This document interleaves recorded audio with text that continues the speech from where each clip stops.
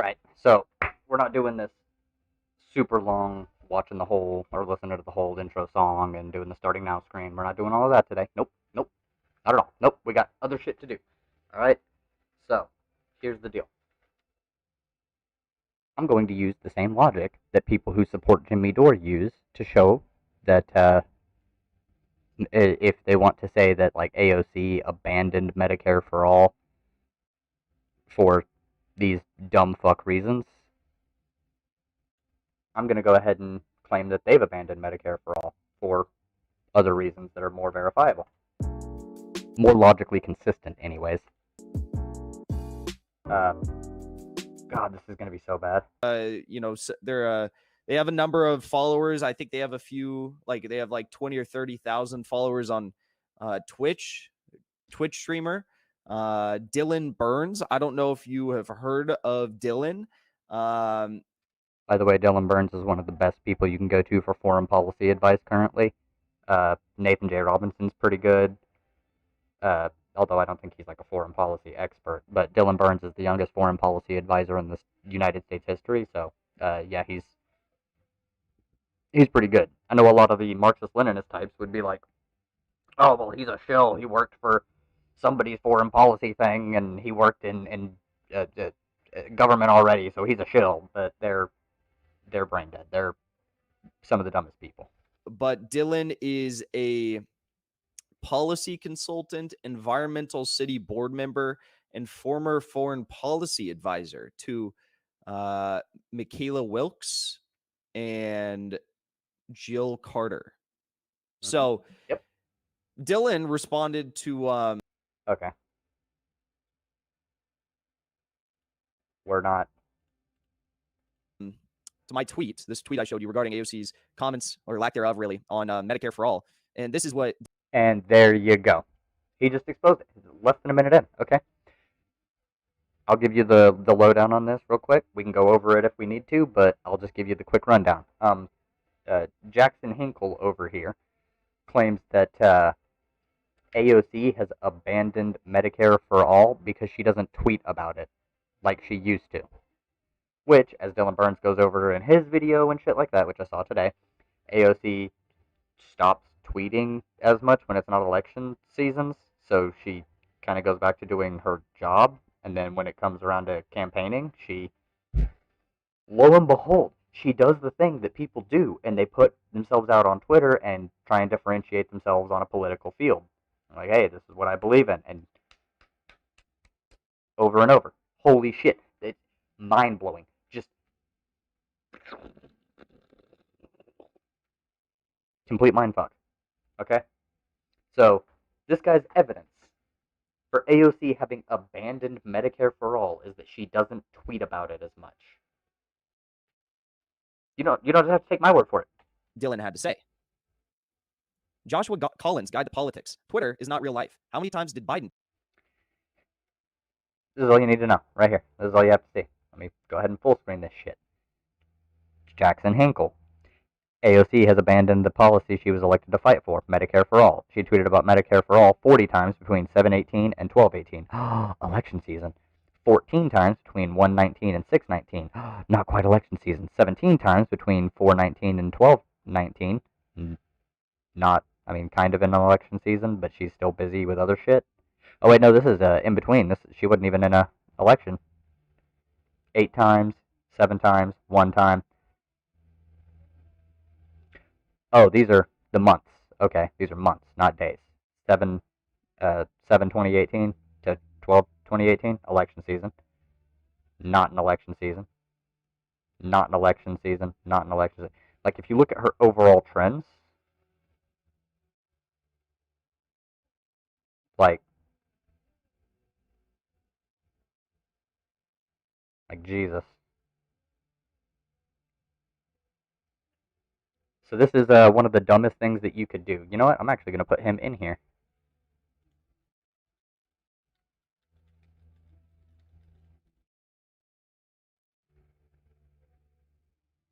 You know what? I shouldn't put and there. I should just put Jimmy Dore, comma, Jackson Hinkle, and his fans abandon Medicare for all. And there.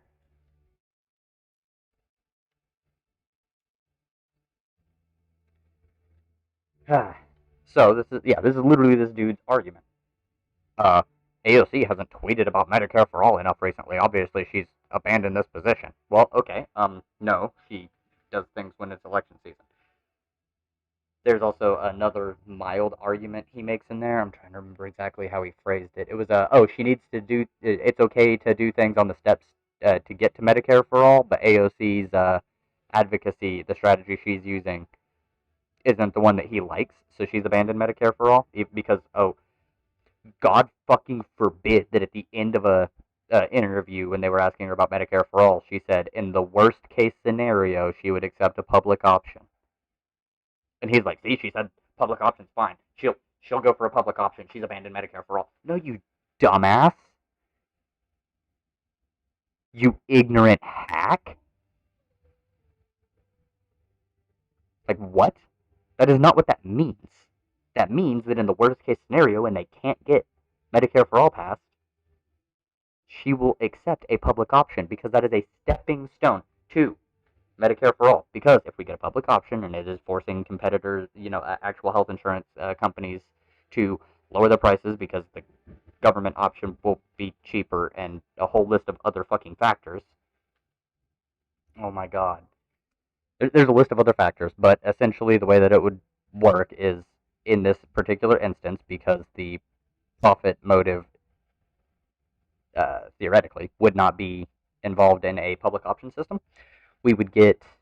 Oh god, Dylan, I didn't even notice. Look at how many fucking tabs he has.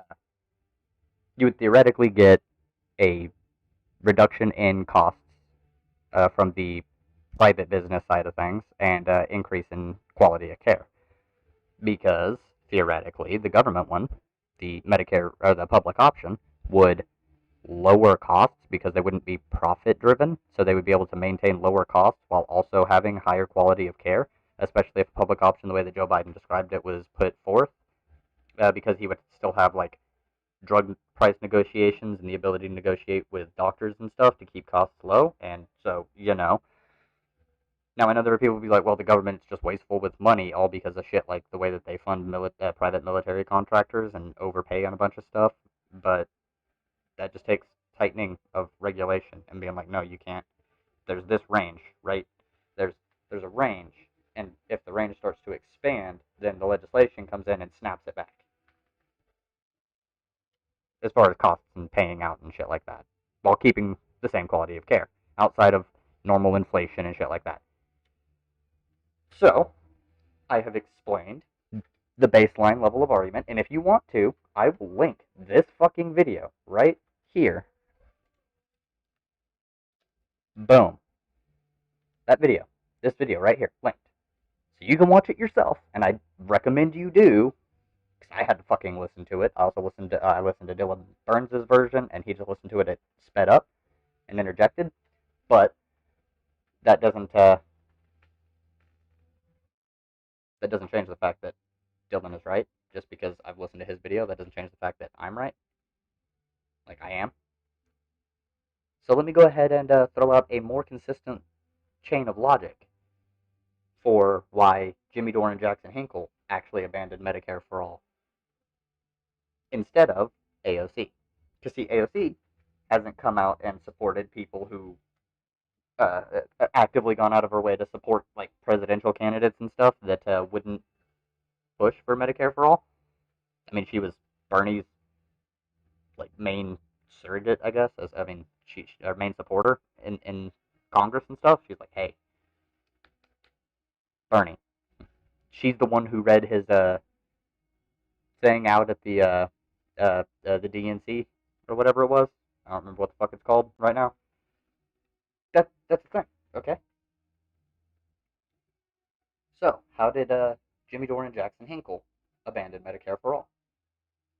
See, they keep with this pushing on force the vote and this shit like that, so they can try and keep their brand up. But if you remember, the candidate that Jimmy Dore supported in the last presidential election, who was that?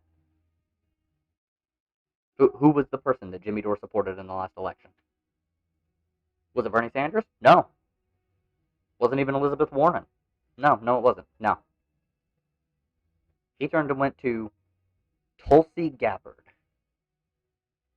Now, what does that have to do with anything? Why would Tulsi Gabbard be the person? Why would supporting Tulsi Gabbard mean that Jimmy Dore and Jackson Hinkle would have abandoned Medicare for all?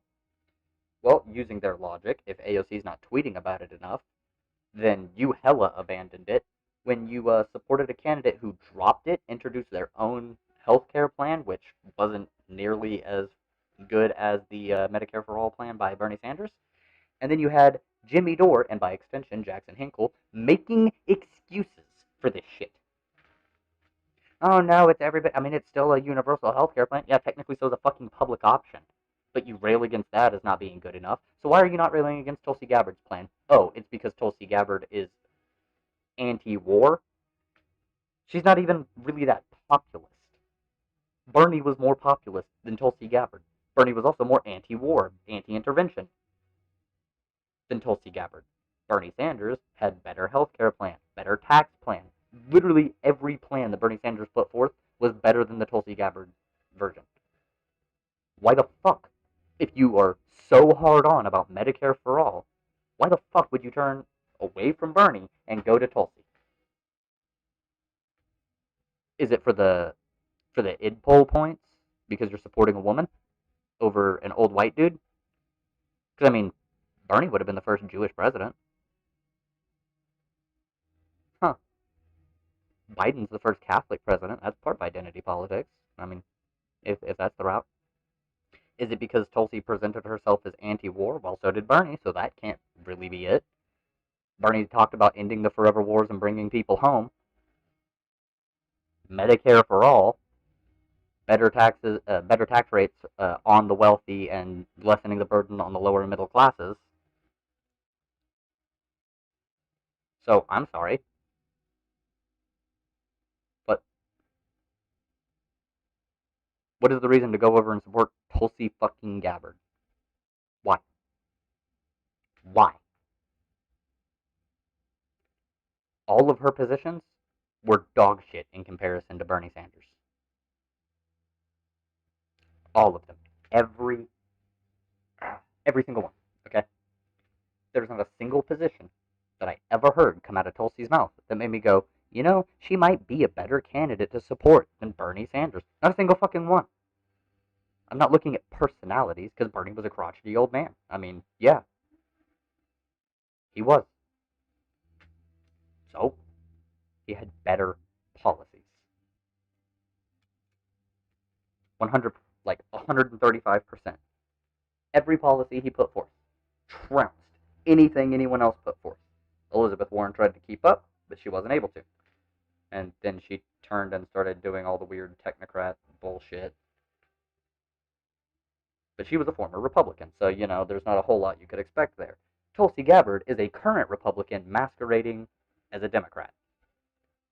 But because she mentioned being anti-war, and she was a woman, Jimmy Dore abandoned Medicare for all. Jackson Hinkle, who supports Jimmy Dore, abandoned Medicare for all, and they went over to Tulsi Gabbard because her health care plan was, it was good enough. It was still a form of universal health care. Oh, and she would be the first woman president. Not that mattered to you with Hillary Clinton. Oh, and she said she's anti-war. Her healthcare plan is worse than Bernie's. She's not nearly as adamant about getting out of the foreign wars as Bernie. What's the point? Why would you support Tulsi Gabbard?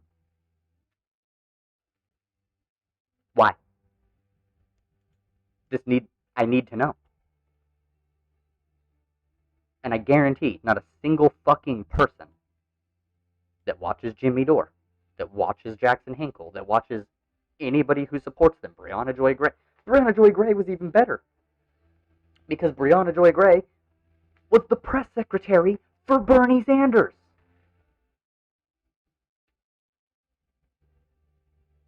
Like, besides, I've always thought Brianna Joy Gray was better politically than Jimmy Dore was, but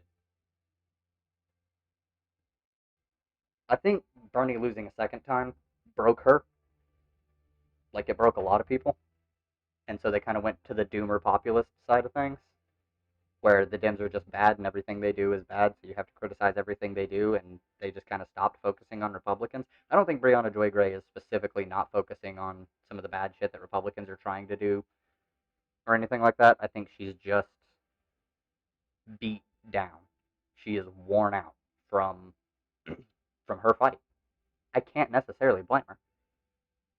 Like Breonna Joy Gray put in one hell of a fight for good progressive, good lefty positions.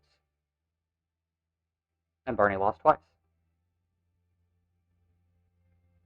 It's understandable. Now, sometimes you have to use the shitty ass phrase, pick yourself up by your bootstraps. You have to pull yourself up. You have to just grab life in front of you, pull yourself up, and you keep moving forward. You can't give in to the doomer shit. You can't give in to nihilistic populism. It's bad. Okay?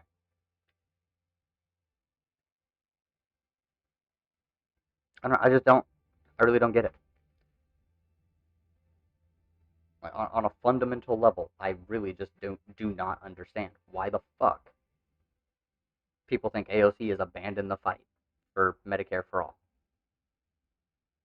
She learned how to do things a smarter way. How many more people have been radicalized? How many more people support Medicare for all? How much closer are we to getting it? Do you really expect AOC to be able to do this by her fucking self? No.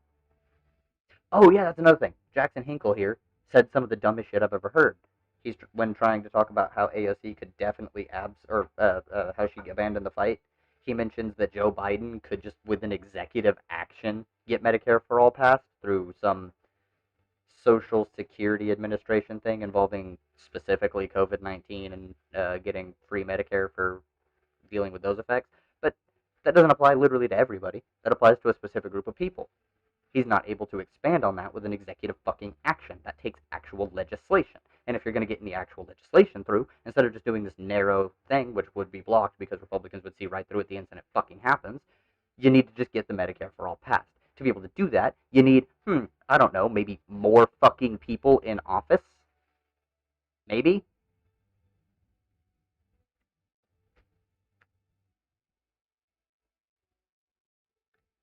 There's just so much ridiculous and ignorant posting that I see all the fucking time.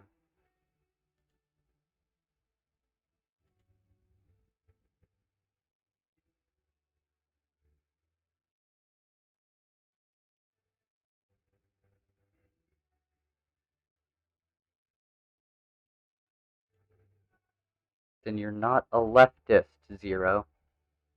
Okay. Now, of course, trans Muslim. Okay. I don't see Freedom Revolution writer. I don't see anything.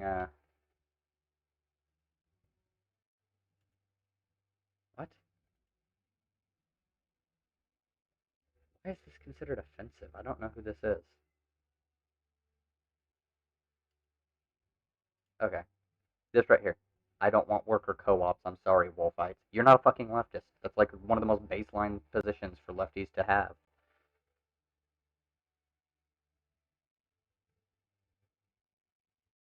E-girl spotted in the wild. Okay.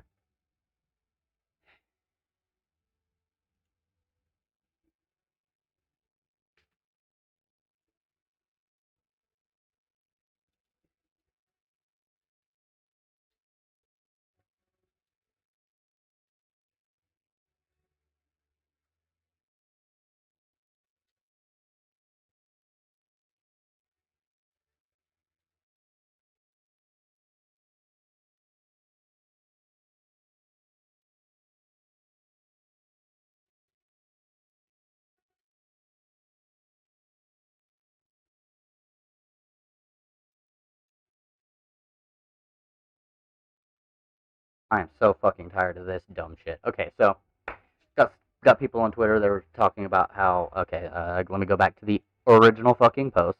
It says, somebody said not wanting to convert fascists is the pinnacle of political hobbyism, which, okay, yeah, I mean, kind of is. You don't need to actively yourself try and convert fascists, but if you don't want anybody to even fucking attempt it, then that is political hobbyism.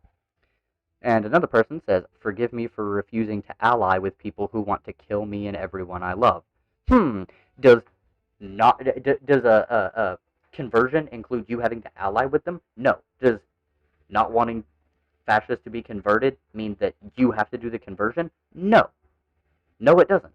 So I said, "Who said to ally with them?" To which they replied, "Convert implies that they will then join our side. I'm not okay with that." Okay, you may not be. Other people fucking are, as long as they actually de-radicalize from Nazism. You don't have to trust them. You don't have to respect them. You don't have to talk to them.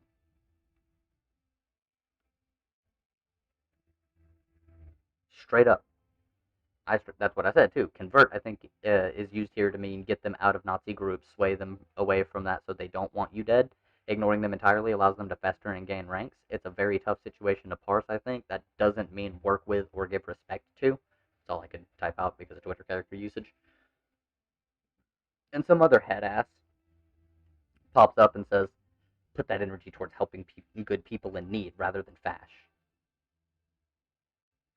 Okay, well, my general thing is that you could actually do both, but let me break this one down because this is what I replied with. Not everyone is equipped to handle all types of people. Some people are damn good at converting fascists or KKK members, and not so good at dealing with like normies. Some people can handle both, but not handle disagreements with their side well, etc. Don't focus on them. To which they replied, "I was under the impression the only known cure for fascism was acute lead poisoning," which is essentially just saying, hey, go kill them. They're a fascist, doesn't matter if they're 14, doesn't matter if they're working on getting out of that group, no, doesn't matter. Just this person is advocating for you to commit violence, the most obscene form of violence, onto people regardless, just because they may have been or may express some support for fascism. Now, I get it. I don't like fucking fascists. Alright? Was I mad at people for punching Richard Spencer in the face? No. They didn't kill him. There's a difference here. Okay? Showing them respect, I think, is bad. Like, that's actually a criticism I have for Vosh, is like the well, he comes in and he's like amicable, but he like because he's nice, but he doesn't like respect them. He doesn't call them like sir or anything. And if you've ever watched him debate a Nazi or a fascist, he tears into him pretty fucking hard. But overall, yeah, no. So I replied to them because of this shit. I'm just like, okay, well, you're like 12, so whatever. Retribution isn't the path. Restoration is. Rehabilitation is. Yes, some people are unable to change, and that's a different story because it's true. There are some people who are not able to be rehabilitated. They're just not. No. But just killing people who might be currently fascistic at like 14 shouldn't be the thing you jump to, in my opinion. I actually had another bit to this. Where is it? You don't have to respect them, work with them, or call them an ally. Murdering them isn't the solution to everything. That's what I posted. So they said defending fascists is a weird look. Maybe you shouldn't be doing that. If you think saying don't just murder people is defending them for their beliefs, you're critically brain dead. Okay, that's just absolutely a case. And then no, but there was some damage. I'll give you that. I'm not wrong though. And so I said, you kinda are. Kinda. And they said, why do you like fascists so much?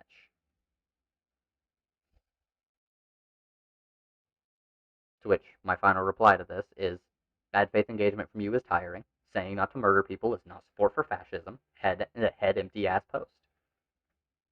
Because it is. It is straight up head empty.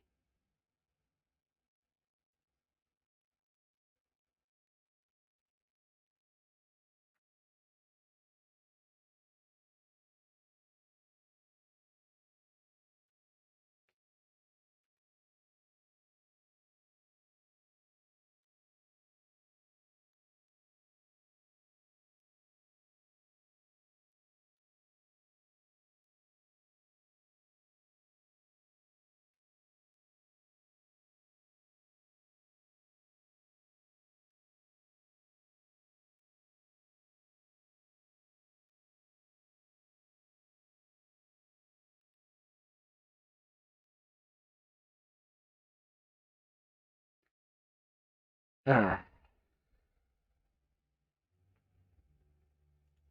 yes, Vosh is transphobic. The person who literally just dropped money onto his trans editor to get a gender confirmation surgery, top surgery.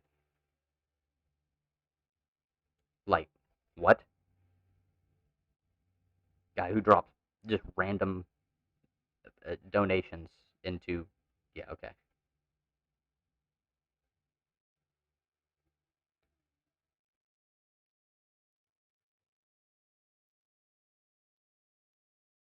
Oh, yes.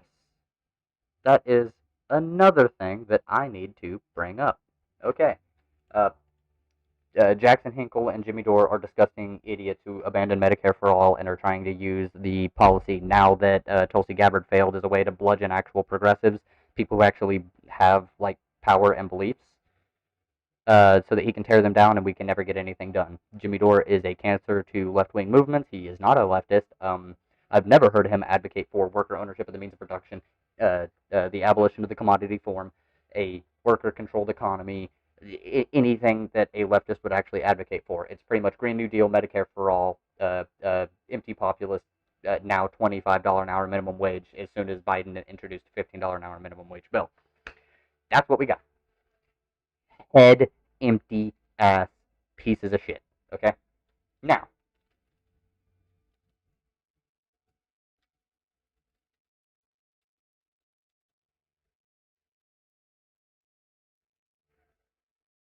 Haitian's president assassinated. This was somebody who was installed by America, so obviously the U.S. is not going to take this sitting down.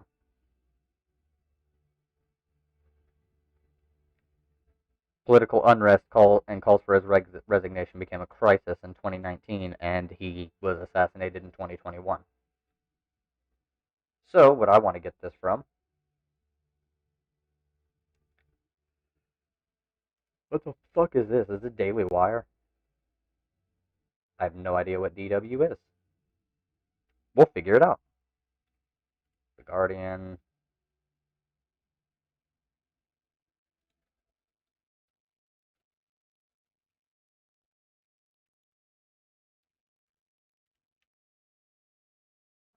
Here, here. We'll even look at Gray Zone.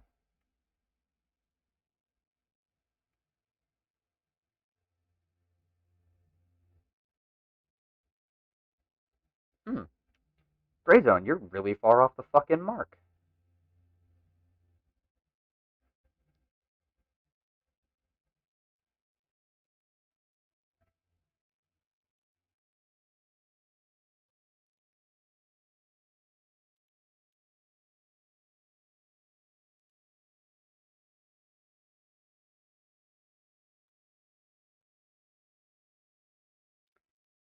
Da, da, da, da, da, da, da.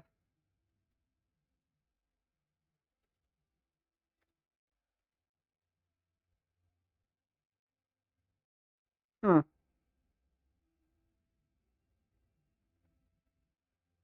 February 27th. Yeah, so I don't see anything from 2021. Their website is look at this. Okay, they've got random ass. What is your? How are you laying this shit down? Like, how is this laid out? Why are there 2021, 2018, 2019 shit all intermixed? What the fuck is going on here, Gray Zone? Like, update your shit here.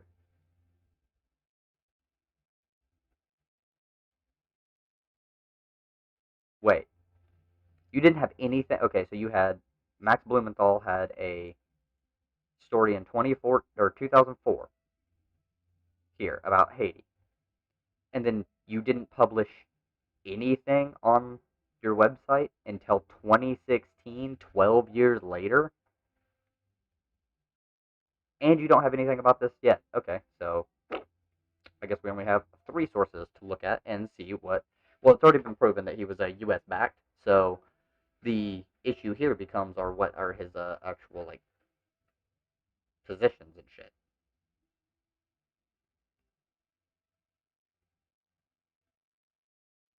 Acting Prime Minister Claude Joseph, who is now leading the country, declared a state of siege in Haiti and closed the Port-au-Prince International Airport.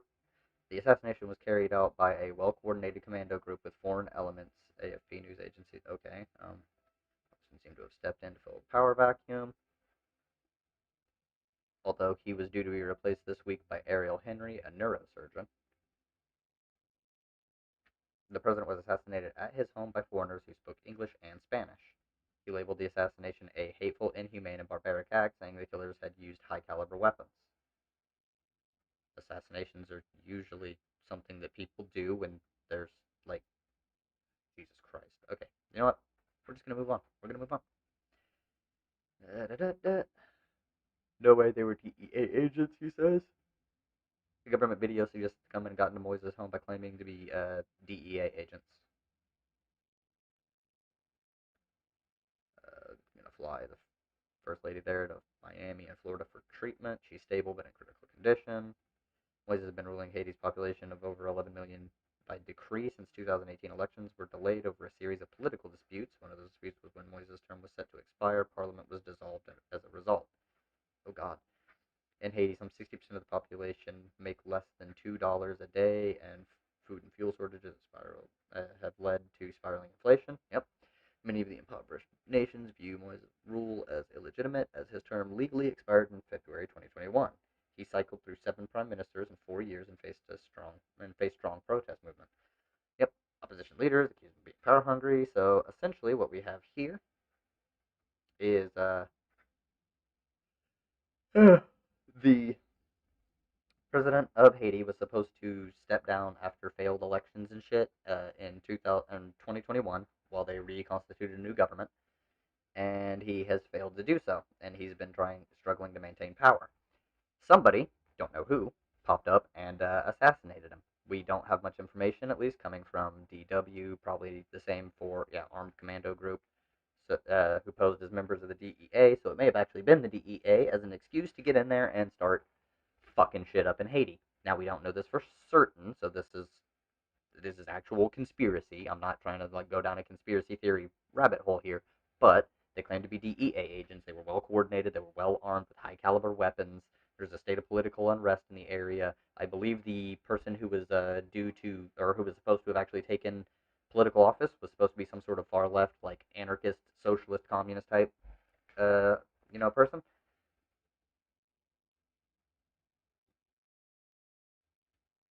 And so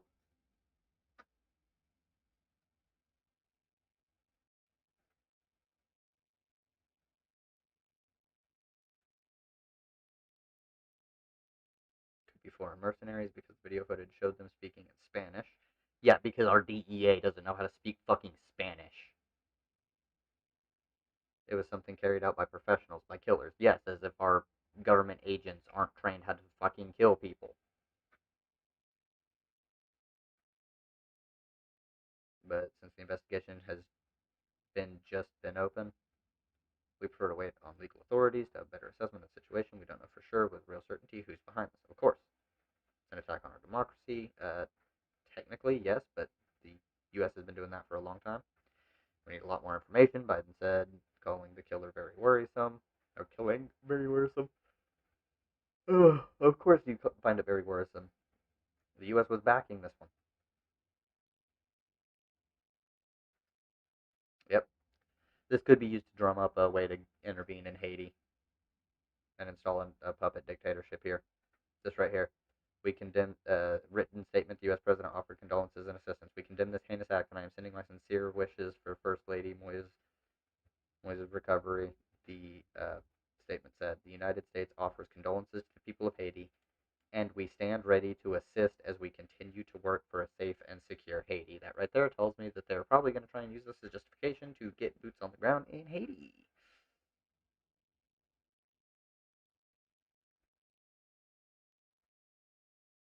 Excellent. Okay, same thing here. Identify gunman. Yep, so we don't know a whole lot about him, about what was going on.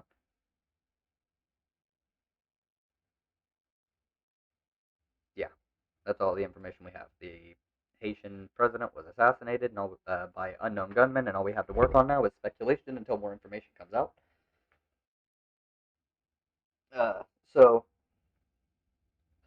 do have the knowledge that the Haitian president was backed by the U.S.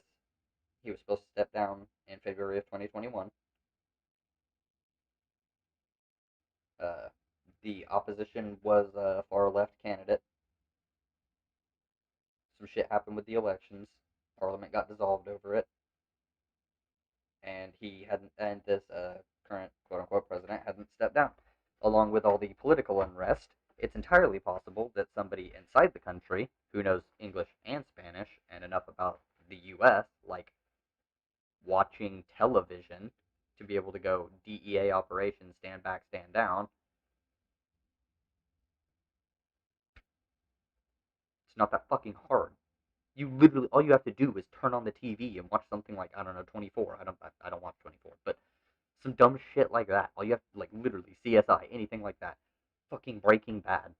You can learn about how to at least pull it off enough to convince normal people or most people that, yeah, that's a thing. If they don't want to look too hard into it, then that's the thing.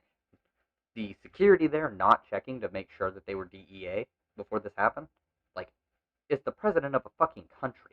They're not checking credentials and shit. They claim to be US DEA. Why are you not getting badge numbers and shit and getting back in contact with the US DEA to find out if there's supposed to be any operation over there? That's a big asshole in this fucking story I just thought of. Wow. Why didn't the security around a president of another country get in contact with the United States to find out if the DEA here had some sort of operation there? Because that's sus as fuck.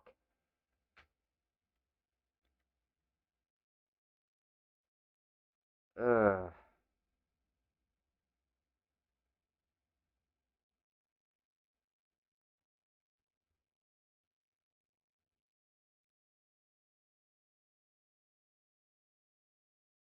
No? He has military authorization for.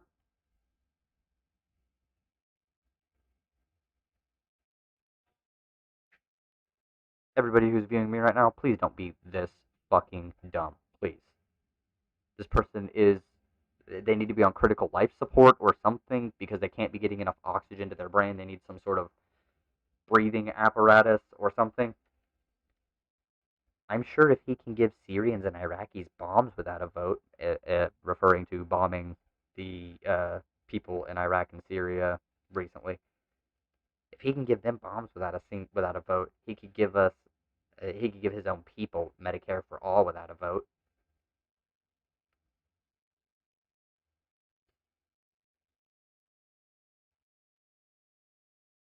Does anybody see any problems with this?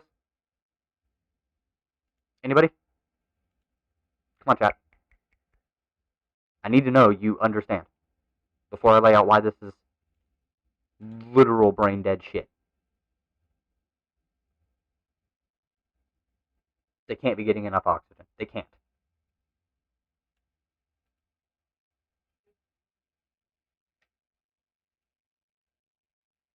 I just need the confirmation, y'all. Please tell me you know. Just a yes will suffice. Please. Because I'm about to tell you. Give you like enough time for me to start this blunt up. Yeah, that's gonna be the mouthpiece right here.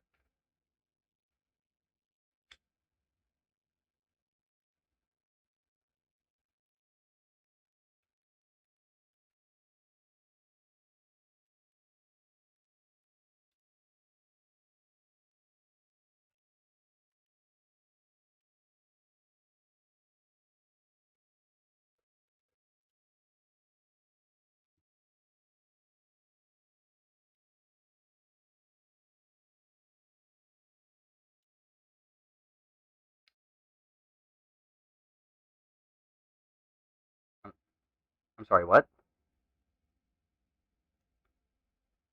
Her her campaign manager is now her chief of staff. What? Oh my god. Okay. So here we go. I'm gonna go ahead. I've got the blunt lit. Y'all didn't tell me you understand why this is literally like no brain oxygenless shit right here. Joe Biden is currently capable of dropping bombs on Syria and Iraq because he has a previous 2002 authorization for use of military force for counterterrorism, which is so fucking broad that it's able to be used for anything.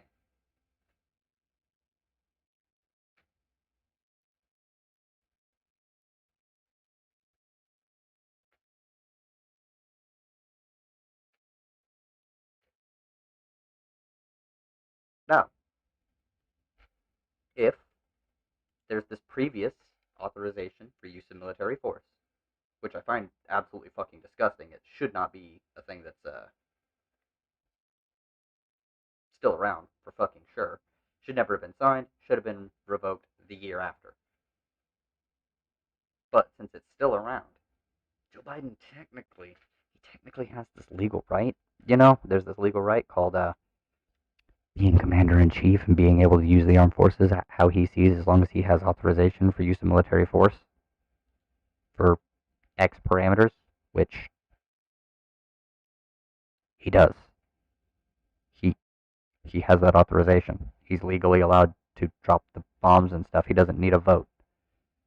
The vote. Do, do these people seriously think that every time any engagement has to be taken in a place, that Congress has to vote for that engagement? Oh, we want to, we need to bomb this military installation. Congress has to get together and take a vote on if they can bomb that. Because if that's the case, y'all need to learn what the Constitution straight up says, and it says that only Congress can declare war, but the president has control over the troops and the actions that they take therein.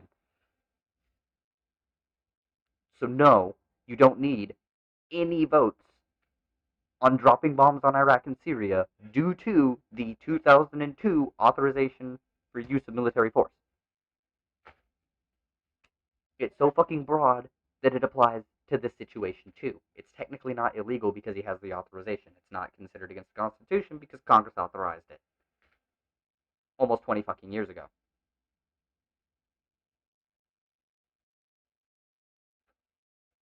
What he cannot do through executive action or budget reconciliation is Medicare for all.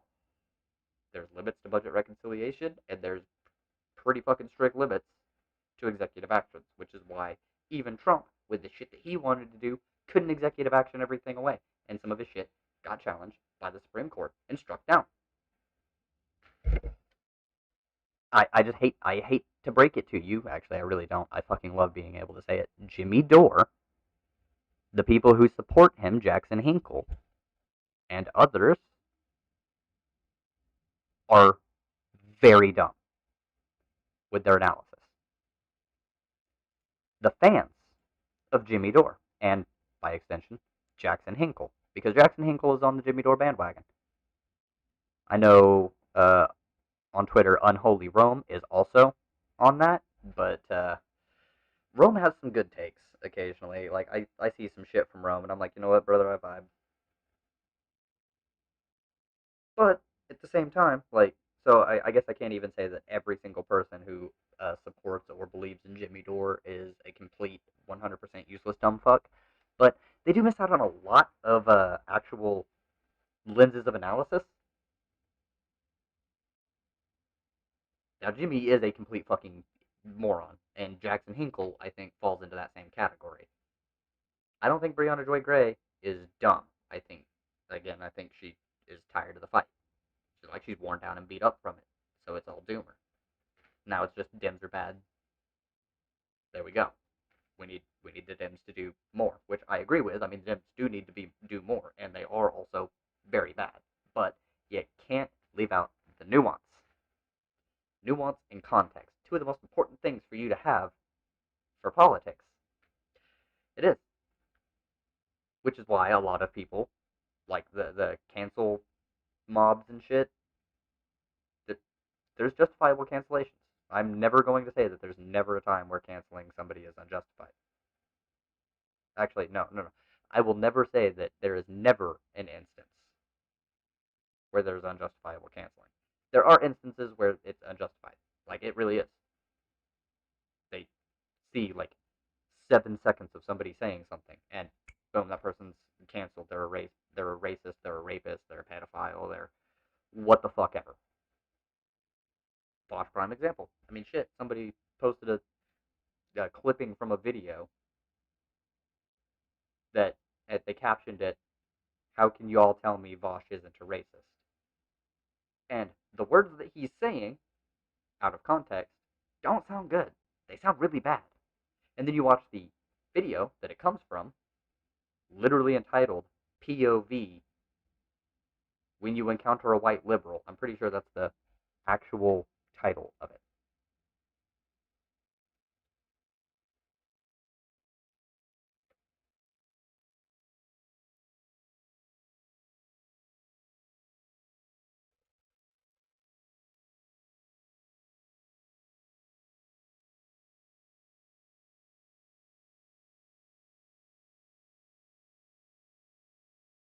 Oh, come on, where is it? Is it on the Vosh pit?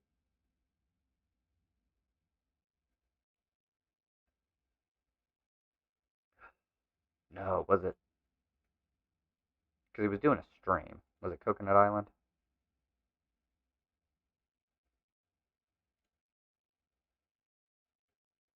No, it had to be from.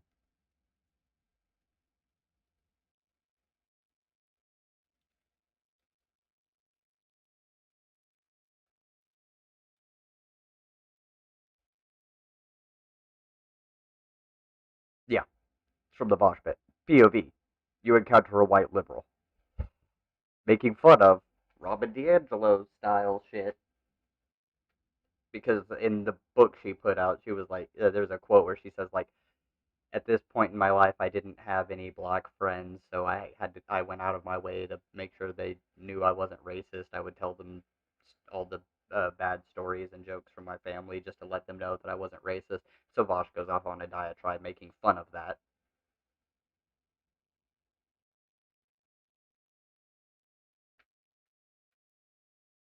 It's true. It's true.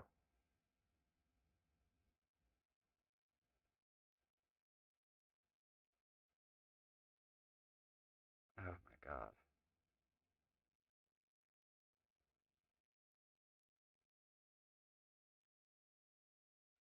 White guilt and white privilege and shit, it depends on how you use it. Like, white guilt, I think, is a bad term. White privilege is a very good term. But you don't have to, like, do this performative shit.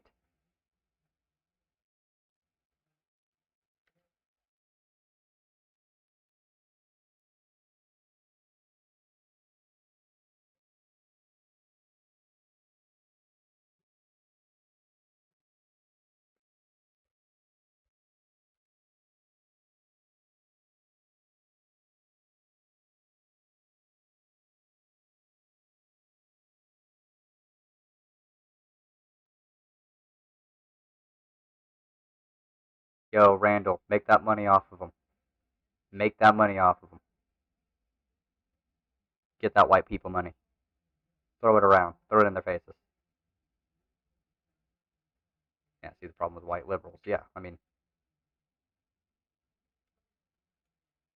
So, anyways, you and Cooter are a white liberal. I didn't even notice I misspelled that.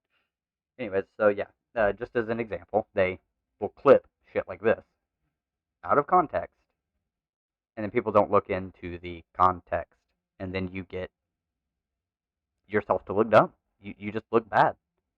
Oh, hey, But people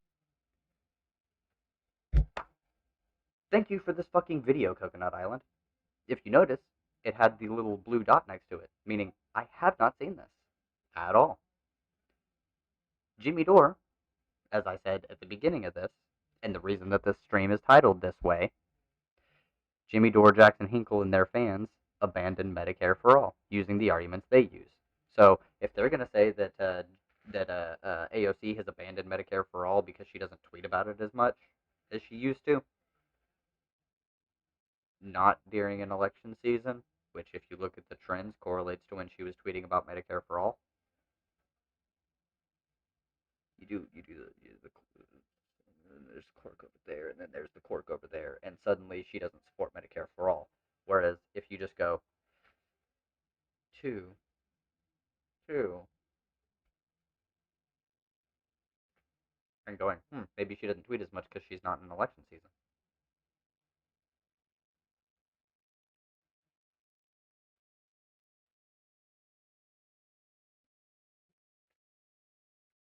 So if they could use that to say she's abandoned Medicare for all, I can say that his support of Tulsi Gabbard and by extension people not just shutting him at that point and still defending him and his endorsement of Tulsi Gabbard after all the shit even now. If people can, if they can use that to say that AOC doesn't support Medicare for all, I can use his support of Tulsi Gabbard to say that he doesn't support Medicare for all. And additionally, because of this, his turnaround after Tulsi didn't win in the primary and dropped out, and Bernie was the one who was there, he started doing this bullshit with force the vote. So he then weaponized Medicare for all against actual progressives in Congress, against people who actually do the work. Jimmy, why didn't you even try? Why didn't you try and run for office? If you think they're so fucking bad at doing politics and they immediately sold out, you run. I mean, you said you'd sell out for like $30,000 anyways, so I'm sure that an oil lobbyist would fucking love you in Congress, Jimmy.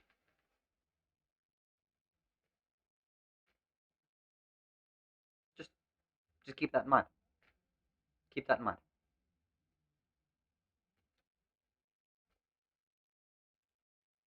People are saying, "Oh, Tulsi flip-flopped on Medicare for all." Now, Yes, and she did. She abandoned it and came up with a different plan. She went with the Australian plan.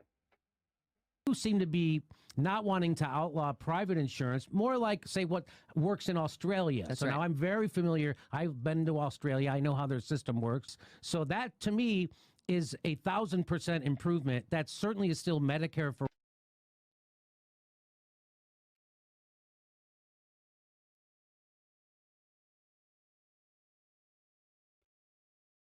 That's certainly still Medicare for all. I mean, we have a actual, like a real uh bill named Medicare for all, but we're gonna count your bill over here, which doesn't go as far as Bernie's. We're just gonna go ahead and say that's still Medicare for all. How is that much more different than a fucking public option, Jimmy? How much different is that from the Joe Biden plan? Really? But that's not Medicare for all. AOC saying that the worst case scenario, she would have to concede and vote yes on a public option. In the worst case scenario, that's her giving up on Medicare for all. But you just fucking heel flip onto Tulsi Gabbard with her plan, and then you're just like, oh yeah, no, that's still Medicare for all. That's still Medicare for all. It doesn't cover dental or vision, and you can still get private supplemental insurance over this stuff, which Bernie still allows for, by the way, but it covers dental and vision. But no, that's still Medicare for all. But Joe Biden's plan isn't Medicare for all, even though it is a universal health care plan. If all you mean is a universal health care plan, Joe Biden's certainly is, because it can cover fucking everybody. And if you're talking about how that's not Medicare for all, then neither is Tulsi's plan, you shithead. You see how he'll fucking twist anything? There's no consistency with this man. all. This Except for being a fucking shit. weasel, Medicare for all specifically bans private insurance. This guy is like, now your new plan, Medicare for all plus, would keep private insurance, kind of like what they got in Australia. Oh, you mean a public option? Like what Biden has pushed for? But no. No, AOC is abandoning the progressive movement because she didn't come on your show. When Tulsi comes on after backing off Medicare for all, you're like, whoa, actually, dude, the Australians have like great health care, man. But you still are a firm supporter of Medicare for all. You just have a little bit, and it's not. The term Medicare for all has become Right. Oh, you're still into it, but like you won't do it, like that's fine. The term Medicare for all? You mean the fucking policy named Medicare for all? And I saw this and immediately, because I mean, initially I kind of was sitting there looking and I'm like, Tulsi Gabbard's anti-war. She seems to like she's pro-legalization. She seems like she's on board with the Medicare for all thing. I saw this because I did watch Jimmy Dore. Nope. Straight off. Get her the fuck out of here. Fine by me. Jimmy Dore, am totally okay with progressive officials saying they support something, but then pushing something else that is not as significant for the sake of political efficacy. Jimmy Dore was saying, if you're not pro Medicare for all, you are you are scum. You're not even a progressive. You're not even worth being a part of this political bloc, you know? And then Tulsi Gabbard, who he simped for so hard because she would come on his show, said that she was no longer supporting Medicare for all. And Jimmy Dore, not only did Jimmy Dore not push back, Jimmy Dore actually made excuses for her before she said anything. Yep. He showed, like, it showed it right there at the beginning. This is 100% true. She said, yeah, I'm backing off Medicare for all. And he was like, oh, well, of course, you know, because you need to win them over with the smaller concessions first before you. It was insane. He never said that with anyone else. He never would have said that for anyone else. True. And I know I just paused it and then I'm doing it again, but it's true. Jimmy Dore, when it came specifically to Tulsi Gabbard, was willing to have her do everything that Clinton would have done, that AOC is kind of doing now. I mean, she does give concessions about stuff. She kind of folded and backed the donor, went to protect the donors when Pelosi snapped her fingers. That is bad. He did criticize that. I'll give Jimmy that one. He criticized it. Who the fuck didn't, though? I mean, I don't get it, okay? Why Tulsi? Why Tulsi? Is it because she was transphobic as well? She postured herself as anti-war or anti-interventionalism, and she was transphobic. Is that what it was, Jimmy? Because you're fucking misogynistic. Maybe you are a trans-inclusive radical misogynist. A term, if you will. But Tulsi comes on and he does it.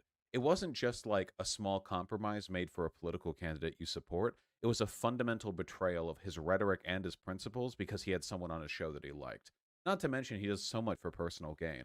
Remember during the Force the Vote stuff where he performatively invited Alexandria Ocasio-Cortez to one of his Force the Vote panels? Yes, I do remember this. Also, just as a side note, Marianne Williamson, infinitely more left-wing than Tulsi fucking Gabbard. True. It's absolutely true. And I don't consider Marianne Williamson, like, a leftist. He even had, like, the guest panel, like format thing, like for AOC, as if AOC, a sitting congresswoman and one of the most powerful people in the country in terms of political image, was going to come on a show. And then when she didn't show up, he screamed for minutes. He did a whole rant about it and accused her of no longer being willing to listen to the people because she wouldn't come on his show. I want you to imagine how unhinged a person. Can you imagine if I invited like Bernie Sanders to a stream, just sent an email, and then he didn't show up, and then I went on a several minutes long rant about how he's betrayed the people? It's insane. It's actually insane. It actually is some cuckoo banana mental. Do we have, wait, can I find a clip of that? Because, hold on. And this is to keep you from health care. That's what this is. This is to keep you from health care because she's a gutless wonder who will not do what she promised. And you don't get her to do what you want her to do by being nice to her. You get her to do what she's supposed to do by ripping her to shreds, which is what I'm doing right now because she has it coming. And it's not just her. They all do. She's the only one engaging on Twitter, which is why she's getting it. What it takes is courage from gutless wonders like you, AOC, you phony, and you're revealing yourself. And I am just writing it down. You want to come on my show, so you're a hack. You're a fraud. You have abandoned the working class. You're a traitor to the people you promised to work for. You wouldn't lick the pigeon shit off the floor when we told you to. You've abandoned us. We are category. You're doing it, and we're marking it. So, again, I don't want to get too deep in the armchair analysis thing. Oh yeah, everyone knows you got your start on my show.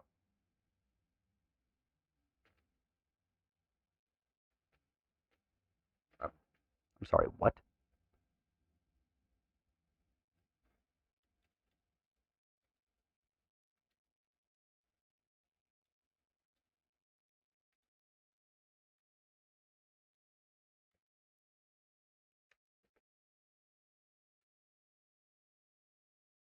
I'm I'm sorry. What?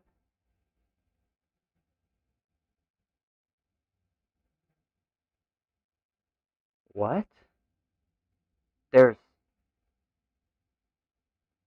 there's not the name Jimmy Dore here? Oh, what? No fucking way.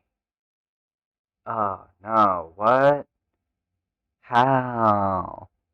How is it that Jimmy Dore isn't listed as a founder of the Justice Democrats if AOC got her start on his show, even though it was a literal grassroots petition to get her to nominate her, or well, I guess yeah, there was kind of a that thing going to nominate her that put uh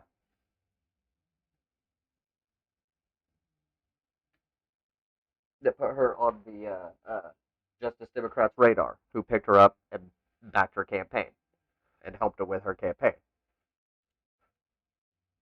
If it says anything, she was so good that one of the founders of Justice Democrats became her campaign manager and then her chief of staff.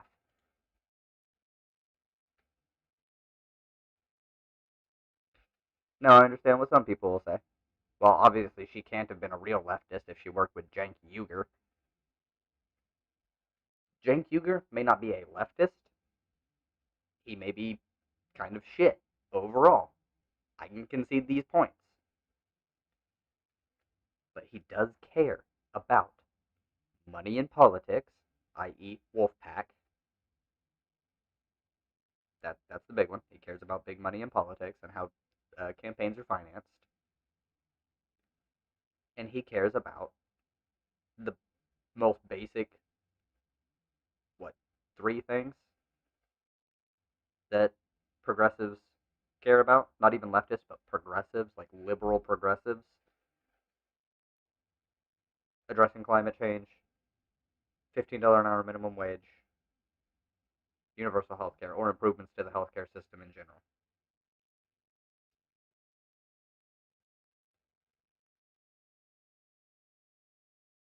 Climate change is the most pressing thing we got to deal with.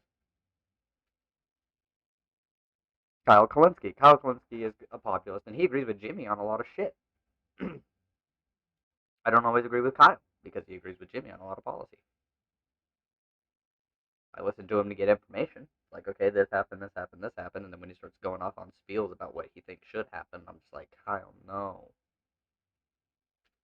Kyle, no. Uh, Psychot, I mean, he's kind of AOC's chief of staff, so we know where he stands. And I don't know about Zach Exley.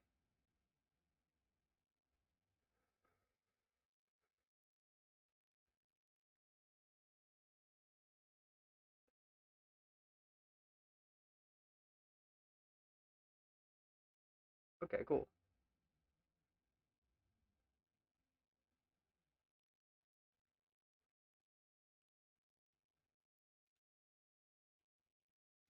But like when I see this, I don't think like politics. I just think he's mentally ill. Like that's the vibe that I get from it. I don't know how Kyle can look at this and think like, "Oh yeah, this is sane.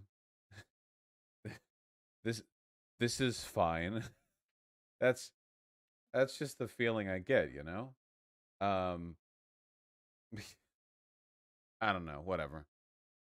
If anyone can find that bit of him on the Force the Vote panel screaming about AOC not being there, I would accountable to anyone. I get 10 to 12 million views a month, and they won't come out and address my progressive audience. They won't come out and address Bree's audience, or Katie's audience, or Justin Jackson, or you. They are not accountable to us. They are accountable to themselves. Let's not kid ourselves. As Chris Hedges taught us a long time ago, the people attracted to politics are the most mediocre of people. They're not your friends. They are elected servants, and start treating them that way. I hear Brownie is seconding you in the back. This man right here, this is how he treats service work. I guarantee it. Somebody doesn't bring him his order quite correct, or forget something. You are a paid servant. You are supposed to bring me what I ask for. Surprised there aren't knockout compilations for people just decking Jimmy Dore, honestly. Kyle is also 1,000% wrong on Russiagate too. Mueller report said Trump obstructed justice. Mueller just didn't think he had the authority to indict. This is true. He also said there was destroyed evidence and shit. That's part of the obstruction. So tampering with evidence and whatnot, those are also things that, I mean, he literally could not indict. I have a feeling there's way more that's hidden on that one. But I don't know. So I'm not going to make any definitive statement saying that yes, he did work with them. I'm just going to say we literally do not have the full story. Background. They're not your friends. They're the Look at that. She tries to turn down the tension by making a joke about his dog, and he just keeps going like a crazy old man. Is seconding you in the background. They're not your friends. They're the people standing in between us and healthcare. They're putting their personal position ahead of that. Don't forget that. Who are you talking about with that, Jimmy?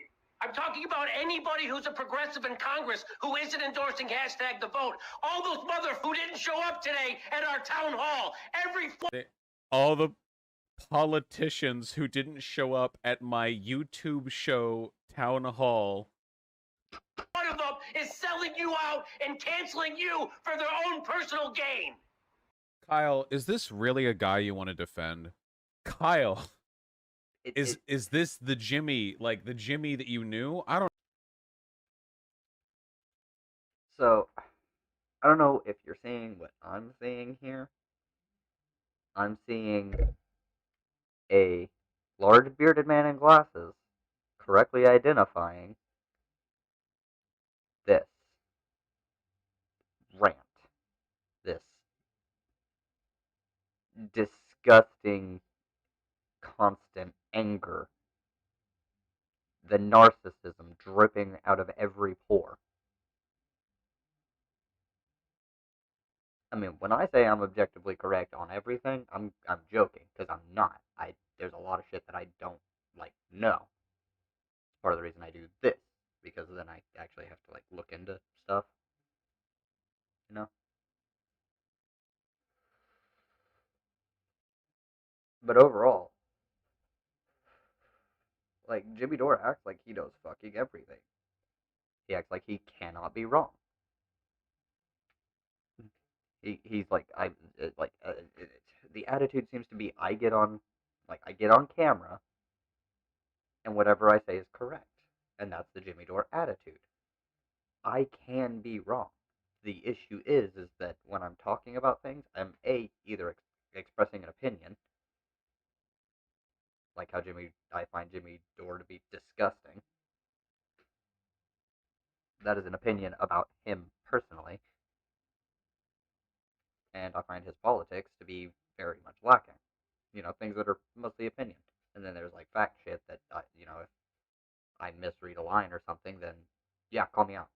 If it's hey, you misread this and it actually means this, I can go back and check and reread it. But I don't know. I don't know. I don't know, man. You gotta keep in mind, look, I don't have a problem with angry people passionately advocating for what they want, but Jimmy is clearly not doing that here. This is a very disingenuous ploy to galvanize his audience around a ridiculous and egocentric standard of political participation. That politicians who don't come on my show are betraying the people? Jesus. Proof in case Dore Sims tried to deny that Mate denies Syrian chemical. Lo and behold, the Young Turks opened up their door to me, and I walked in. And we've been working together ever since. And I remember Steve-O was there, and I met Anna that first time, and JR. And it was, I was so, it was such a fun place to be. And so I was real thrilled and flattered that they invited me to be part of their group.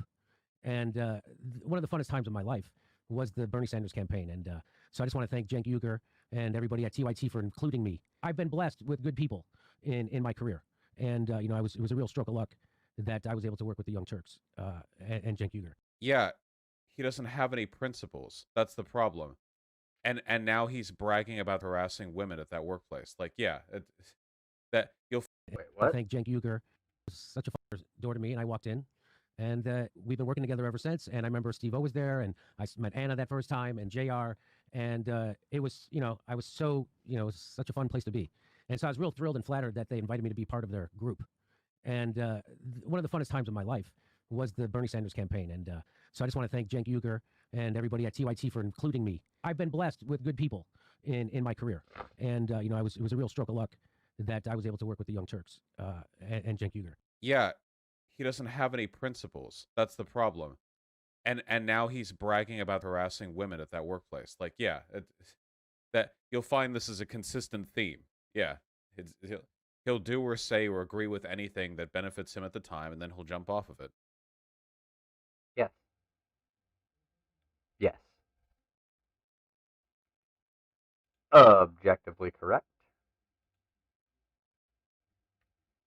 Now, yeah, this, I suggest you just go, that's the link in chat right here, is to this video, to the John Hinkle one, responding to Dylan Burns' criticism about AOC abandoning Medicare for all. But when you go and watch it, in case you weren't here when I did this, this is the main argument he makes.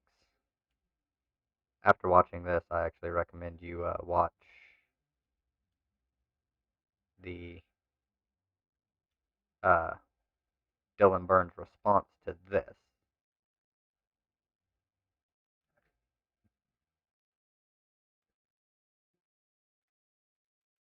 Because, I mean, he chose a meh thing here, because all this was to revoke a permit, but this guy's, like, evidence is AOC abandoning Medicare for all, is her not tweeting about it as much. Because it's not an election season, so she doesn't need to constantly tweet about it. She's busy working in Congress. So keep that in mind if you come and watch this video, and then go watch the Dylan Burns response to it, and then come back and rewatch the beginning of this. And you will be caught up in the cyclical loop. And if you rewatch this video and do it all again, you will forever be watching these 3 videos. It's great.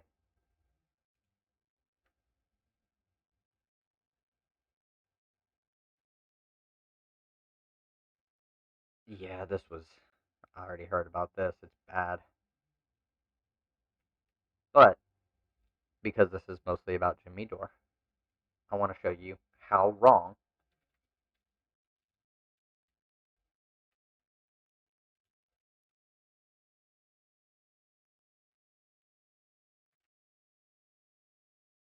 I gotta show you how wrong Jimmy Dore is. Like, constantly. This is about the 2016 election.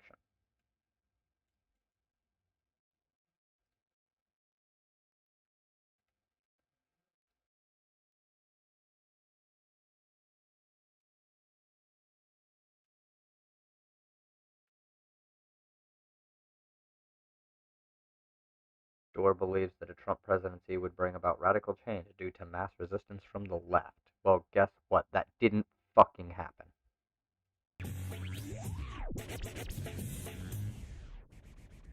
Jimmy, you there? Yes, I am here. Were your ears burning? Yes, they were. All right. Well, to be fair, I gave you a heads up that we were going to do this. Now, Sam, if you're gonna do this kind of blindsiding with me without any warning whatsoever or heads up, or even give me a chance to rebut you, that is so dishonest. Well, Jimmy's funny. I did send him an email and tell him to do this, but it was to be fair. It was also last night that I did that. So maybe send me an email, maybe the night before, to let me know you're going to do this. Well, I appreciate you're having a sense of humor about it. But talk to me about it, because I still have more of your tape, and we can go over that tape. Sam, I like you. I like your show. I would come on your show whenever you want me to come on. So all you do is a little email or a text or something. Let me know you're going to be ripping me a new asshole, and I'll show up. Well, I'm trying to overlay it on your existing one, if it makes you feel better. See, I like Sam's comedy. Jimmy, I don't know. I just really don't find Jimmy funny. Hey, you know what? Actually, I'm getting a little bit of the delay or something. It's coming back in my ear feed. It's the libertarian thing. I think it's Peter Thiel.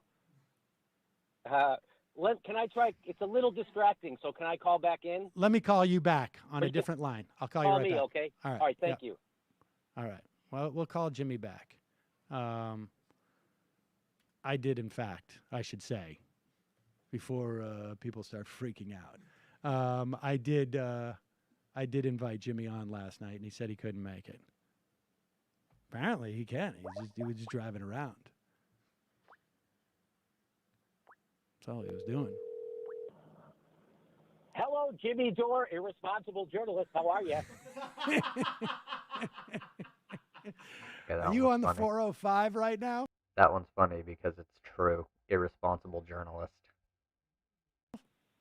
I'm on the 10. I'm texting and I'm watching a TV show at the same time while I'm driving. That's how reckless I am. I was going to say irresponsible driver as well. All right, Jimmy. So yeah. I mean, what's your response? I haven't gotten to the other parts yet. But no, I think first of all, Sam, just because you've been right up to this point doesn't mean I'm still not pissed off at you. Well, I mean, but we had this debate, and to watch this, I find, I mean, it really is upsetting to me, because. Now, let me just say, your point about the Supreme Court. My position on the Supreme Court is that right now, like you said, he's not your first choice. I'm with you on that. I'll just say this right now: the Republicans aren't even giving a guy who they called a perfect choice. Right? They loved him. Right? Orrin Hatch said he'd be the best choice. Okay, well. Right. You said on the tape here that the Republicans are filibustering. They're not filibustering. No, they're not filibustering. That was you correct. You correct. The Democrats. They're not. The Democrats. There is no one who has ever even speculated that it's possible for Donald Trump to win the presidency and for the Democrats to take back the Senate. Those two things cannot happen. And so the Democrats don't have the ability to not provide a hearing for Donald Trump's nominee. There's no way the Republicans are going to go 4 years without a hearing on. They can maybe get away with this with Obama, and they can play out the clock for 6 or 7 months because there's a huge presidential election going on, so the media has been distracted somewhat. But I can tell you that in January, there's only going to be one story. Maybe there'll be two. One will be how, if Hillary Clinton's the president, one will be how the Republicans are threatening to shut down the government again. And the other one will be they're refusing to hold hearings for her nominee. And that will just go on because there's not going to be anything else that's going on. It's going to be a fundamentally different media era. So I don't think they're going to be able to hold out for 4 years. And Democrats certainly wouldn't be able to hold out for 4 years because they don't believe in the destruction of the Senate as an institution in the way that Republicans do. And frankly, I'm glad about that. Okay, so here's my theory. I'll just give you my theory is that if the Republicans can do this to a guy like Merrick Garland that they've already said is a great justice for a whole year without batting an eye and paying no political price for it, I say the Democrats will be able to filibuster someone that Donald Trump nominated. And then in 2 years, the Senate, in my opinion, it would flip to Republican just because of I agree with Chris Hayes when he says that if Donald Trump becomes president, it's the destruction of the Republican Party, and Paul Ryan is not going to usher any of his crazy policies through the Congress. So they fracture, and the Senate flips to Democrat. They were saying it was almost going to happen this year. But, Yeah, that but has you know been the twisted. difference between, I mean, Jimmy, surely you know the difference between how many Senate Republicans are running for reelection this year versus 2 years Right. from now, right? You, Right. you know the Yes. difference, Yes. right? We have 2/3 of the race is our Senate's, are Republicans up for a race. And in 2 years, we have 2 times the number of Democrats who are up for reelection. So Right. the idea of the Democrats taking back the Senate in 2018 is an extreme long shot. The idea that Paul Ryan may not pursue any. That is a fucking wonderful point. Because later on in this debate, he says he's here to play the long game. He's playing the long game. And yeah, 2 years into having like AOC and the squad, whatnot, in office, he's losing his shit because we don't have Medicare for all. Like, calm down. You don't have to be this angry. Any of Donald Trump's crazy legislation, but he will pursue Paul Ryan's crazy legislation, and Donald Trump will surely sign it. Why wouldn't he? Okay, so So you're going to let Paul Ryan? Would you Court. want Paul Ryan to be president? This guy wants to privatize Medicare. He wants to privatize Social Security. He wants to cut any type of social safety net. He wants to get rid of the estate taxes. Yeah. I mean, why is his agenda any better than Donald Trump's? Even if you believe Donald Trump is not even going to do anything except for sign legislation, that's bad enough. Yeah, Sam, we're on the same side most things. I'll just disagree but with Jimmy, you. no, wait a second. No, we're not. Because What politically, I mean, except for Hillary Clinton in the Supreme Court, we disagree 100% on that. And I think that if Donald Trump is president, it's way worse for the Republicans. And if Hillary Clinton is, I agree with Chris Hayes when he says Hillary Clinton is good for the Republican Party and Donald Trump is bad for it. I agree with him. I agree with that too. But in the meantime, we have a Supreme Court that is going to be moved to the. Now, here's the thing. It was only bad for the Republican Party insofar as A, it's now put a fracture in it where there's the pro-Trump and anti-Trump Republicans, and B, it exposed how absolutely depraved they are.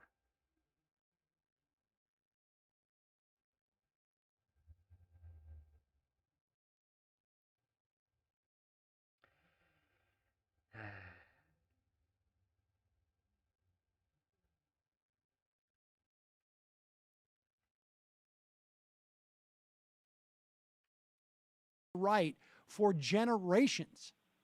So In the I disagree with meantime, you on that. I mean, you haven't given me an argument that rebuts what I said. That the Democrats could easily filibuster any bad appointee, and they could say, "Hey, until you give us someone as good as Merrick Garland, we're going to keep filibustering this." And all we have to do is do We're going to keep filibustering this. Oh, wait, nuclear option. it for 2 years. And my proof that they could do it is that the Republicans are doing it to a guy like Merrick Garland, who they already said they like, without batting an eye for a year. So I just disagree with you on this, Sam, on the Supreme Court. I just disagree. And what with about when Justice Breyer or Justice Ginsburg pass away or retire?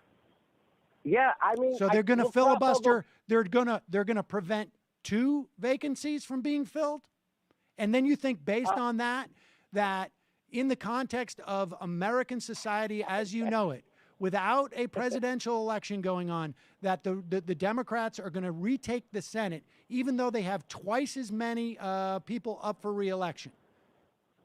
I mean, Sam, did you think that Hillary Clinton was the strong? Now, this is a pivot. He was asked a very direct question. Do you think that the Democrats, in an off election, with twice the number of seats up, are going to retake the Senate?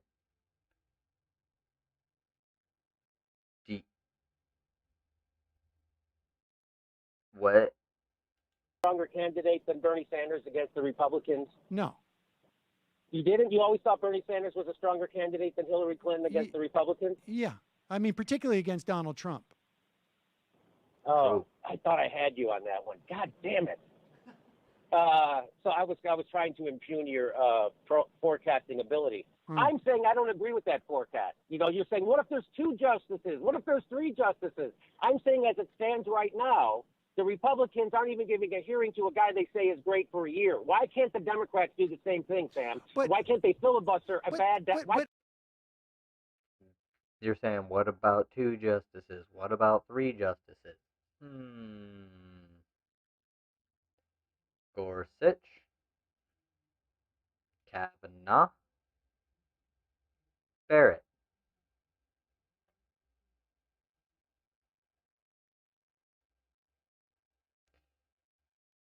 3. 3. But all the things that I don't know. Why can't I fly? Because I don't have wings. I mean, the fact is, Jimmy, is that you are taking. I mean, the what you're talking about. You know, it's not an answer. Not directly answering Sam's question earlier. Like directly not answering it. Just total pivot. There's no. You're just positing things to happen. That is like, you know, it's like dropping a marble down a pachinko ladder and just saying like, well, if it hits here and it hits there and it hits there, it's going to land here. But the fact is, none of those things can logically follow each other. I 100% disagree with you. Well, I know that. What do you say about the point that Chris Hayes made and Ben Howe made from Red State? They're both in agreement that they're telling. Ben Howe is telling people, his conservative friends, to vote for Hillary if they care about the safety or the life of the Republican Party and the conservative movement. Because if Donald Trump is president, it wrecks it, and they won't be able to get a governing majority, he said, for maybe decades. So you can vote for Hillary Clinton. I'm going to vote for the destruction of the Republican Party, as according to Chris Hayes and Ben Howe. Well, I think Chris Hayes would tell you. So you can vote for Hillary Clinton. I'm going to vote for the destruction of the Republican Party. Did you hear that one? I think that flipped everybody so far.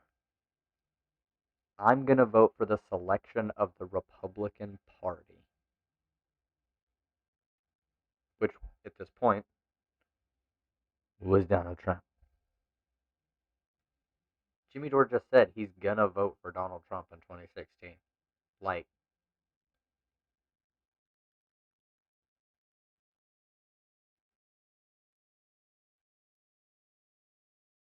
what?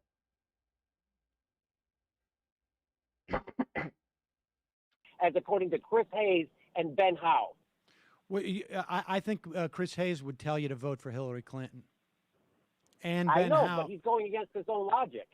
I don't think he is. I suspect that maybe you're just misinterpreting what he's saying.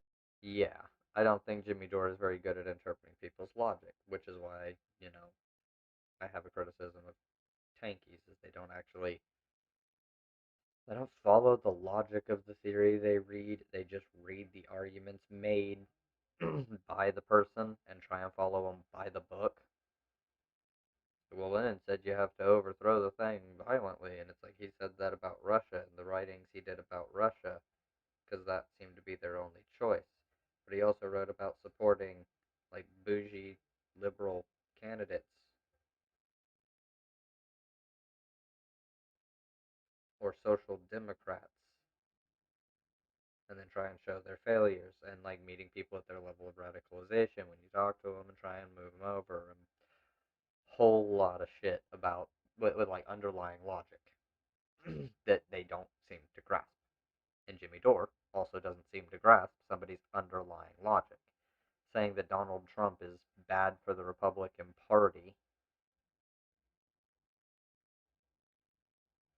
and Hillary Clinton is good for it doesn't necessarily mean that they're actually right, because conservatives are usually never right.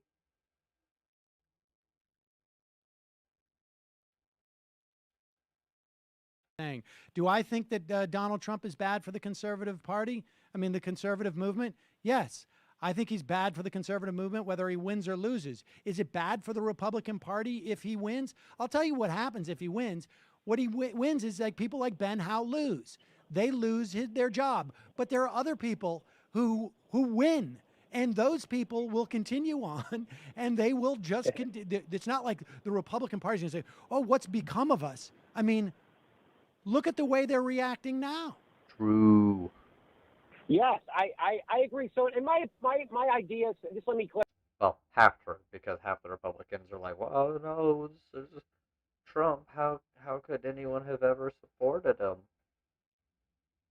Like, well, I guess he actually has a higher approval rating than that, but there's a decent chunk of people who don't support him. I think he saw a poll that said that he was not popular.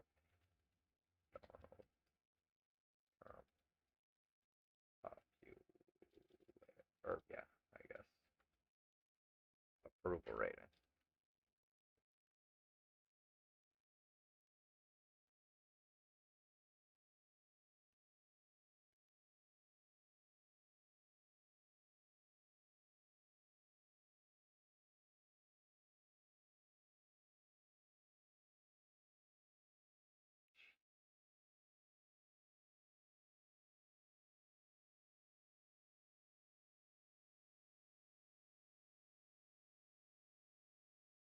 Wait, did Ronald Reagan really end his presidency with 62% approval rating?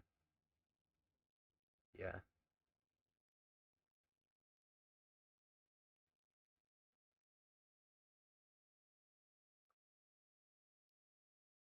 When was this?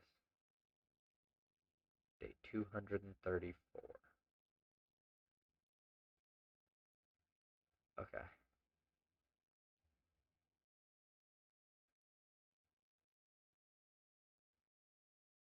Iraq War.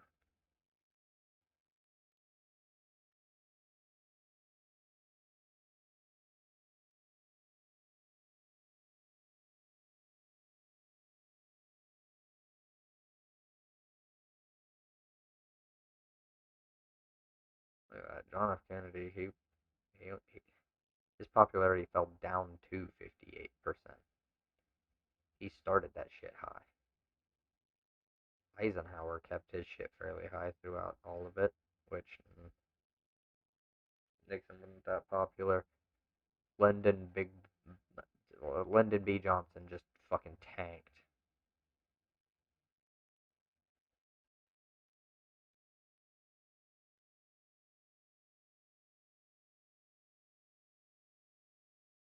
Okay, well, that doesn't.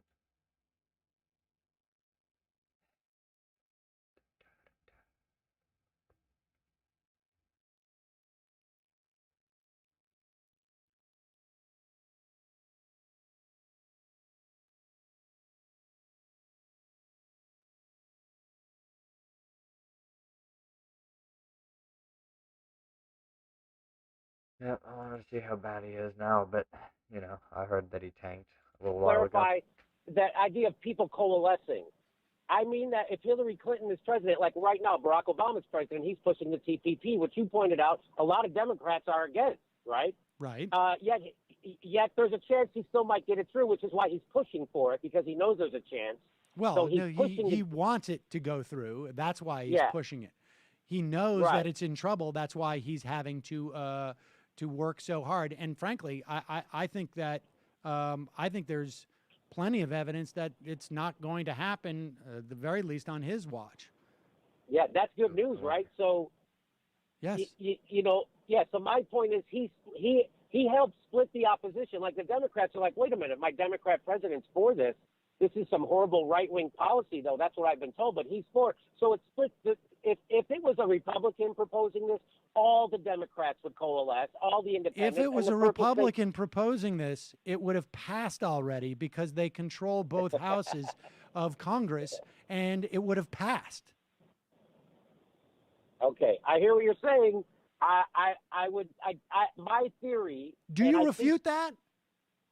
Do I refute that it would have already If the passed president, if it was George Bush or Donald Trump right now, and you had a Republican Senate and a Republican House, that the TPP wouldn't pass? It would. It did. They rebranded it as the USMCA, and it's pretty much the same fucking thing. The reason why the reason why the TPP is not going to come up for a vote in the lame duck session is because it's Obama trade. Right. So you're saying the Republicans don't want to be seen going along with anything Barack Obama does. Right. So you're saying that a Democrat pushing the TPP is not as bad as a Republican pushing the TPP, so we should vote Democrat. Well, I don't think Hillary Clinton's going to push the TPP. Honestly? Yeah. I think it's too toxic for her at this point. I think there's too many people in the Democratic Party who are going to do it. And frankly, if you have a Republican-controlled Senate and House, yes, it's better for a Democrat to push the TPP because they're not going to give Hillary trade either. Fucking true. They're going to follow the exact same strategy they followed with Obama, which is obstruct. So in the same dynamic that prevented Barack Obama from cutting Social Security benefits because the Republican Party wouldn't go along with him, and then ultimately the Democratic Party got strengthened and they completely changed their position on it by 180 degrees. That is what I expect that dynamic to continue. Yes, I remember when George Bush also proposed privatizing Social Security, and it was dead on arrival because... Well, privatizing Social Security is far more extreme than simply cutting benefits. Right, right. But I'm in favor of expanding benefits, and the Democratic Party is now, that's the official position of the Democratic Party and all of the Democrats in the Senate. Right. Did you know since Bernie endorsed her, Hillary stopped talking about climate change in her speeches? You know, she's exporting fracking around the world. She says the Republicans don't accept the science of climate change. She says she does. And we all know the science says that fracking is way worse for climate change than anyone believes. And yet here she is exporting it. So that's the kind of thing, the doublespeak, that people can't give their vote to. I can't give my vote to that, Sam. So you're going to enable the guy who thinks that climate change is a hoax because you think that's going to get us further down the line. No. I say it's time for a revolution, and we have to throw off the neoliberal agenda, which is pro-fracking, which is anti-climate change and anti-science. And we are going to have to. We are going to have right now. Do you think Donald Trump would have okayed the Keystone Pipeline? Yes. Me too. Do you think Donald Trump will do that when he gets into office? Yes. I think he'll He did. do all the bad things you can think of. And fun fact, Joe Biden revoked the permits for it. Already better than Obama, who was kind of pushing, who was pushing it on that front. Yeah, Obama did the Paris Climate Accord. Yeah, whatever. He did the Iran nuclear deal. That's a bigger deal. I think so that. Why would you not even want? We had to. Although I think we should be denuclearizing all countries across the entire planet and only having like nuclear energy and not nuclear weapons. Either that or everybody gets them. I'll make sure nobody has any power differential. Everybody got nukes. Everybody got a deterrent. Why would you not want to put someone in who's in position who is going to be relying on your votes to get reelected, who's going to have to address Bernie Sanders as a powerful senator in her own party? Why would you not want that person who is closer to, even if you think that she's a horrible human being who is going to continue to wreck the planet, and you and I maybe we agree on that.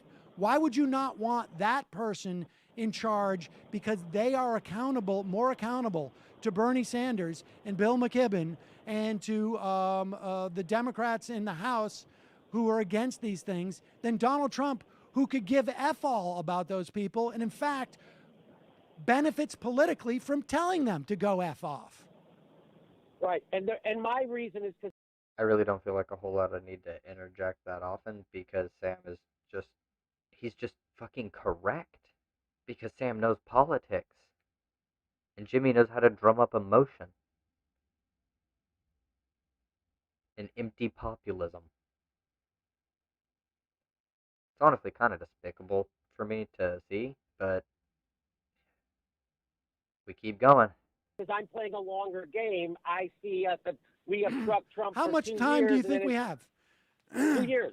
2 years? 2 years, and then 2 years we flip. And by the way, and people are forgetting, that they're going to be redoing the gerrymandering based on the census that's coming up, right? Why do you So think the that's why we have- Democrats are going to control the state houses?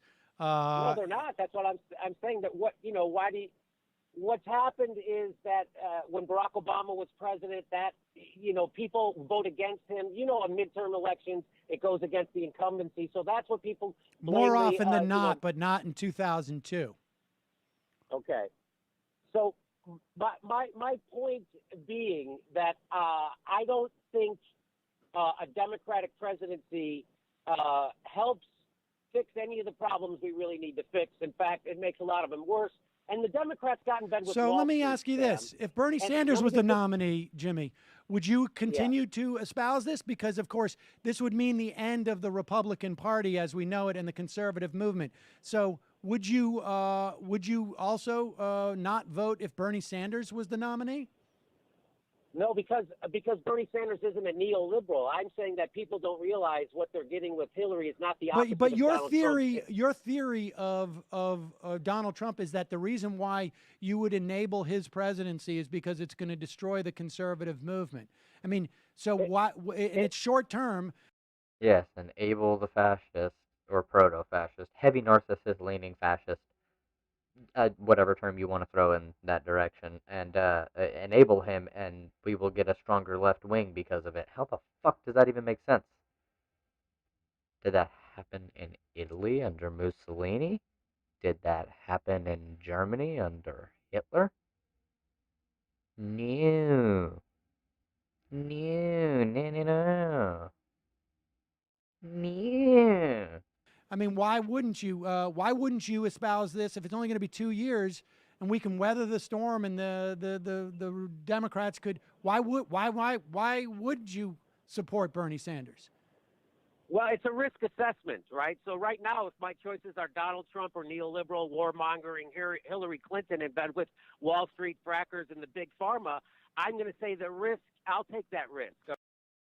Donald Trump, the fucking billionaire with multiple fucking properties, who is publicly traded on Wall Street and has a bunch of shady connections and shit, isn't going to be as bad as Hillary Clinton. I think Hillary Clinton would have been slightly less bad. Having gone through the Trump presidency and thinking about how Hillary probably would have done things, probably about like Joe, except not as easily bullied. So, slightly worse than Joe, slightly better than Trump. Joe is not doing great. He is not doing great. I'd put him at like a D plus. Because he's done some good stuff, but he's also done some very bad. He might grade a C minus depending on how things go. Unless he just suddenly, like, the final year of his term, he just, like, rips off a mask and he's Joe Biden reincarnation of Karl fucking Marx and starts going absolute just commie pill everyone suddenly. That'd be a thing. But unless that happens, I don't think he's going to get a very good grade as president. Of Donald Trump destroying the Republican Party. But if I get a real progressive that the country is behind and he can raise awareness and consciousness about what it means to be a real socialist, that we're the richest country the face of the earth has ever seen, and we can afford universal health care, and we can afford a college for everybody, and we can regulate Wall Street and have a good economy, I'll take that bet. That's my risk assessment there. But if my risk assessment... What it means to be a real socialist. We can afford health care instead of what socialists would have, which is decommodified healthcare entirely, and you would just like get it, essentially. Like, nothing is a commodity. People who want to do healthcare stuff would do healthcare stuff. People have been doing it before people got paid. Now, in like a transition state, yeah, I mean, you get some sort of restitution, little labor vouchers that are able to get you more luxury goods or whatever the fuck. But, because, I mean, being a doctor is extraordinarily, like, necessary. Because not everybody can do that. So, I mean, you would give yourself to the authority of a doctor to cure your ailment. Because you do not have the time to do all the studying it would take to learn how to be a doctor, as well as whatever the fuck you already do, as well as whatever hobbies you may have, as well as trying to learn how to, because if you're trying to do literally everything yourself, you have to learn how to do good electrical work that's safe. You have to learn how to do plumbing that works and is safe and clean. You would have to learn how to do proper construction under the right building guidelines, because I mean, a lot of the regulations and stuff that are in place for building today are mostly for keeping things safe, making sure nothing just fucking collapses. So, and that's why this whole condo thing is kind of a big deal. Like, although that one's more like a why the fuck didn't you repair the foundation and stuff first, where it was more likely to have a lot of damage, and why did you start at the roof? You killed 100 people. Although I don't know if I should classify them as having done that. I should classify it as the people who didn't. No, I guess it would be them because yeah, they got together and paid for repairs or whatever, and yeah, it's a case. I don't know all the details about it. I've kind of looked at it a little bit. I'm not gonna lie. From my understanding, yeah, there's like people who owned the condos. They're individual condo owners, and it took them a while, but they found out that their shit was fucked and it had to be repaired. I think like a government inspector came by and looked at it and was like, "Yeah, your shit's fucked. You got to repair all this stuff." And they didn't for a little while, and then they finally did it. And when the people came out to repair it, they started at the roof instead of the foundation and stuff that was crumbling. And yeah, it collapsed the building while there were 100 people inside. My choices are Hillary and Donald. That's a different risk. And so you have basically said that you've basically said that the Supreme Court is irrelevant in this assessment too, right? No, because let me just get this clear. Because the Democrats are going to filibuster for 2 years, then the Democrats are going to take over the Senate, and then they're going to continue to filibuster for another 2 years. And because of the collapse of the Republican Party, we're going to get a Democrat that you can support. Who might that be? Do you have an idea 4 years out who the Democrat you're going to support for president is? Or is it going to be Jill Stein? Sure, I like Elizabeth Warren. Okay, so you think Elizabeth Warren is going to run 4 years, and she's going to get elected, and then everything's going to be fine? That's the plan? I mean, Sam, my plan is to filibuster any bad nominees that Donald Trump nominates, and we come to a compromise. Hey, so Merrick you Garland think the is our Democrats compromise. can maintain a filibuster over the course of those 4 years if there's 2 vacancies or 3 vacancies? Yeah, you think that Donald Trump can keep nominating maniacs to the Supreme Court who isn't a compromised judge? Why can't we force him to nominate a compromised judge? Why wouldn't we put the pressure on him? By the way, you act like I would just say scandals. Thomas, There will be constant Alito, scandals, Roberts. constant scandals surrounding Donald Trump. He will be the most ineffective president. This whole idea that somehow he will be equal standing when he nominates someone in the Supreme Court is ridiculous. They're gonna rip him a new one every time he does something. He will be over scrutinized. Hillary won't be as scrutinized. You're going to have a Democratic Senate and Congress for 2 years. They're going to be able to pass every single piece of legislation they want. You're saying Republican. in 2 years, well, you're going to have a Republican House, a Republican Senate, a Republican for president 2 years. For 2 years. For 2 years. Yeah, I know this is my risk assessment. My risk assessment is that when Donald Trump proposes crazy stuff, we can coalesce, we can block him. Also, the Democrats can filibuster horrible stuff in the Senate. I'm saying fight, don't give in.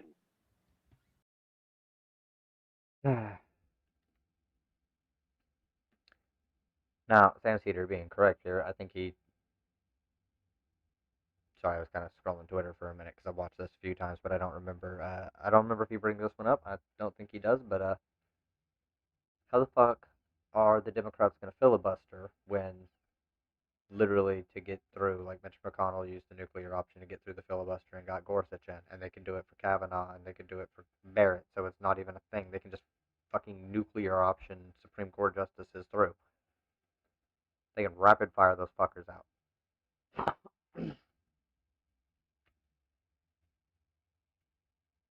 So, how are the Democrats going to filibuster if the nuclear option is a thing that exists? Okay. Well, I mean, you've made your case. It doesn't sound. I mean, Sam, I understand we disagree, and I could be wrong. I'm saying this is my risk. No, Jimmy, you're wrong. I don't think it's because I don't understand.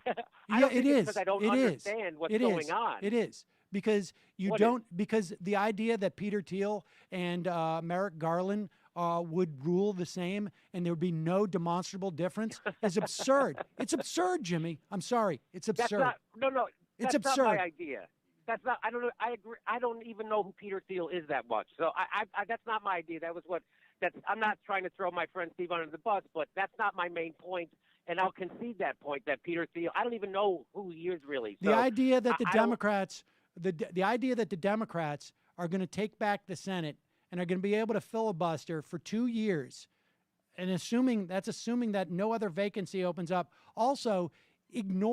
Oh yeah, so he's assuming that the Democrats are going to take back the Senate. This makes a little bit more sense on his end, but they weren't going to do it. So, all of the political history of this country. I've never heard of a 2-year failure to fill a Supreme Court seat, and certainly not during a time where there's no other news, and not during a time where the Republicans are going to control both houses. I'm sorry, it's absurd. It's absurd. You know what I never it's a screenplay. You know what else I never heard of? Is that war crimes being ordered at the top of government and nobody prosecuting them. I never heard of that. You've never heard of that? Because that has been basically the history of this country. I never heard of our government suspending habeas corpus, which is in the Magna Carta. They did that. I couldn't believe what they did. Under a Republican president with Republican justices. I can't believe. Yeah. Under a Republican president with Republican justices. What the fuck are you talking about, Jimmy Dore? We have a surveillance state right now. I can't believe you want me to vote for a candidate who was full-throated supporting going in and destabilizing the Middle East. No, Jimmy, wait, Jimmy, I don't want you to vote for anybody. I don't want you to, listen, no, Jimmy, you're missing my point. I don't want you to vote. I don't care who you vote for. You live in California. What I want you to do is to stop offering theories about politics on your platform that are bogus, that are not I think I just proved to you they're not bogus, Sam. You haven't proved that they're bogus at all, except that you said it. I think I just kind of showed you how you're wrong about all this stuff, and you're voting out of fear again. Out of fear. Oh, because there might be 2 Supreme Court judges. What if there's 3? What if the moon falls into Lake Michigan? What are we going to do then? Now, Jimmy, let's talk about risk assessment. Do you think there's a difference in the probability that 2 80-year-olds with multiple cases of cancer are going to serve out their term versus the moon falling into Lake Michigan? Yeah, because Jimmy Dore actually doesn't know anything about what the fuck he's talking about. Keep that in mind, everybody. Jimmy Dore has no fucking clue.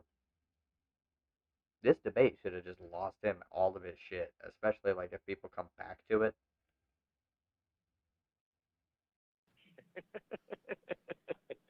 I just disagree with your forecasting, Sam. I don't agree with it. I think it's a bigger risk. Do you want to look at actuarial tables for the life expectancy of an 80-year-old man who's had multiple cancers? Sam, I can right now get you a great deal on term life insurance, and you know that's the best insurance there is. I have term. See? You know it. Sam, this is about me being better looking, isn't it? I mean, listen, it's not funny to me, and that's the problem. Is that it is not funny to me. I think it's really dangerous. What is dangerous? That people vote their conscience? No, I think what's dangerous is honestly using your platform and espousing fantastical notions that I think that could be really detrimental to the lives of literally millions of people. Did you say this about MSNBC when they were pushing the Hillary Clinton candidacy? Yeah. Did you say that they were irresponsible? Yeah. Well, I mean, I disagreed with them. Yeah, but you didn't say they were just irresponsible and reckless and all that stuff to use their platform to tell people to vote for Hillary Clinton? I don't watch it that often. Yeah, he watches Chris Hayes, and now he does go on as a independent contributor. They'll call him when they want him to come on and argue with somebody, but it's not like he's a consistent paid person for them. He gets paid per appearance. The only show I watch is Hayes, and I don't think he was doing that. Yeah. So I'm just saying that if somehow somebody disagrees with you to the left, they're irresponsible. You're not disagreeing with me to the left. You're not disagreeing with me. We're not disagreeing on ideology. We're disagreeing on the way politics works. We're disagreeing on tactics. Right. Yeah. Right. And the people who disagree with me gave us frickin' Hillary Clinton. Geniuses. Fucking geniuses, Sam. So anybody who's supporting someone who gave full-throated support to the Iraq War, I don't need your advice on how to vote. Well, I'm not advising you on how to vote, Jimmy. I'm not talking to you. I'm talking to anybody. Well, I mean, but you can make this about, about your own personal affront that you feel and insults that you feel. But that's not what it's about. It is insulting that anybody who is for somebody other than the main two parties is try to dismiss them or you try to marginalize them. Not you, but you also, yes, but the mainstream establishment press also does that. They've been, they're still calling Jill Stein. She's in bed with Putin now, and she's anti-vax. I hate to say it, but until we get rid of first past the post voting and we institute some form of ranked choice voting or something, then yeah, third parties really aren't viable right now because we have a duopoly, which, if you read political theory, duopolies over time of their existence will tighten their grip. And this happened from the 60s forward, actually from the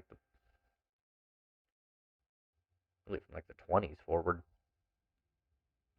They've kind of consolidated themselves, and nobody else has gotten elected for 100 years. It's been the Democrats versus the Republicans. Every 4 years, there's an election cycle.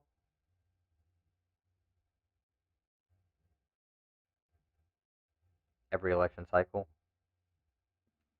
their grip tightens until there's just the two battling it out. And the only way to break that fight is to institute some sort of ranked choice voting so that when they go to fight, if there's somebody who rises above them, he can fucking do the Kakashi blocking Naruto and Sasuke from killing each other with Chidori and Rasengan. The whole block and then throw them off to the side, and then they take political power. Yeah, that shit. That's what ranked choice voting will allow. Kakashi to save the life of 2 children. All this stuff. The same thing I did to Bernie. Bernie was a sexist. Bernie was a misogynist. It's just ridiculous, right? So you get to vote for a third party. That's what democracy is all about, Sam. You get to have a choice. And this idea that you can't vote for a third party until a lot of people are already voting for it is an F argument, okay? And there's a reason why we don't have People can vote. People can vote. Nobody, listen. You're making the same argument that that right wingers make. You can't. You don't. You're trying to censor my speech. You can vote any way you want. Yeah, Sam. Again, he makes right wing type arguments all the fucking time. But people mistake populism for right wing, which leads people to then suddenly turn around, Glenn Greenwald, and say, "Oh, Tucker Carlson is a socialist." What? You're you just, haven't I mean, really this made is the all, argument. this is all about some type of a personal affront. And I don't care. I don't care about anybody's feelings in this. I don't care if people feel Right. marginalized. I Right. don't care. That's not what this Right. is about. Well, I mean, I know it's about that you feel like somebody who has a different political opinion. Everybody who's in the Green Party is reckless to you. No, that's not the case. Just me. No, I don't think that you're reckless because of your support of the Green Party. I think you're reckless because of the way that you're articulating tactics and the idea that you're dismissive of the Supreme Court, and you're basically not providing any context for the plan that you have, that this is going to long-term work out well for people. I mean, just in the past 5 months, we've seen the importance of having even a split Supreme Court in terms of enfranchising hundreds of thousands of voters, in terms of maintaining the existence of public sector unions. Fast forward to today, where we have the Supreme Court upholding, like, pretty racist voting laws in Arizona. Yeah, the Supreme Court upholding those voting laws in Arizona that are, like, you read through them and you're like, wow, this is pretty fucking bad. I mean, I agree, Sam. I agree with you on this. It's very important. The Supreme Court is so that's a straw man. I don't think it's not important. I think it is very important, and I laid out my strategy for how the Democrats could fight. Now you laid out a strategy for how the Democrats could roll over, and that's just the difference between me and you. And I think yours is complacent. It's establishment. How do you know on day one? Thinking. How do you know on day one, It's Mitch fear. McConnell? Wait a second. How do you know on day one, Mitch McConnell won't change the rules to get rid of the filibuster for Supreme Court justices? Hey, how do you know on the first day Hillary won't bomb Syria with a nuclear weapon? Well, all right. How do you know? Logic. If Hillary Clinton were to try and bomb Syria with nuclear weapons on day one, there would be massive backlash from the entire international community. All of it.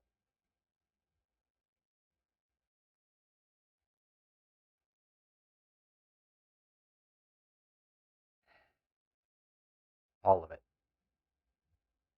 So, logic dictates that, no, you don't want to bomb them because A, chemical weapons and shit that they've already got, plus B, that would accelerate everybody else to just start bombing us, because, I mean, fuck, like, why would you do that? That's a nuclear weapon in Syria. Syria is also pretty close to Israel, and I believe that the radius of a nuclear blast could potentially drift over there and start causing some negative effects. Stuff like that, not good.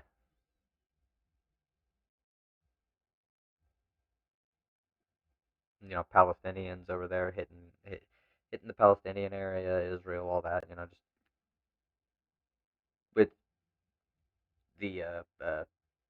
just with the radiation leaking out of the area or whatever. I also don't know that the moon won't fall into the Lake Michigan. Right. But you know what? I mean, honestly, Jimmy, to make those analogies, I think is indicative, and people can judge for themselves. People can judge for themselves. If people think that it is so far-fetched that Mitch McConnell will take the next step and get rid of filibusters or change the threshold for filibusters for Supreme Court nominees so that Donald Trump can get his nominee through, is the same as Hillary Clinton sending a nuclear weapon to Syria. If people genuinely think the chances of those are the same, they can assess that. So every crazy, fearful scenario you can concoct in your fear-riddled brain is accurate and makes sense, right? That to you. Every crazy, No. Every time I say something, you move the goalposts once again. What if Mitch McConnell does this? What if there's two Supreme Court justices? The point is, the risk assessment that you're making doesn't actually include any awareness of how politics work, Jimmy. Fucking true, and it never does. It never will, because Jimmy Dore is a fucking hack. He's a hack. He is. He's just not good. Yeah. Oh, yes, it does, Sam. And I just gave you my position.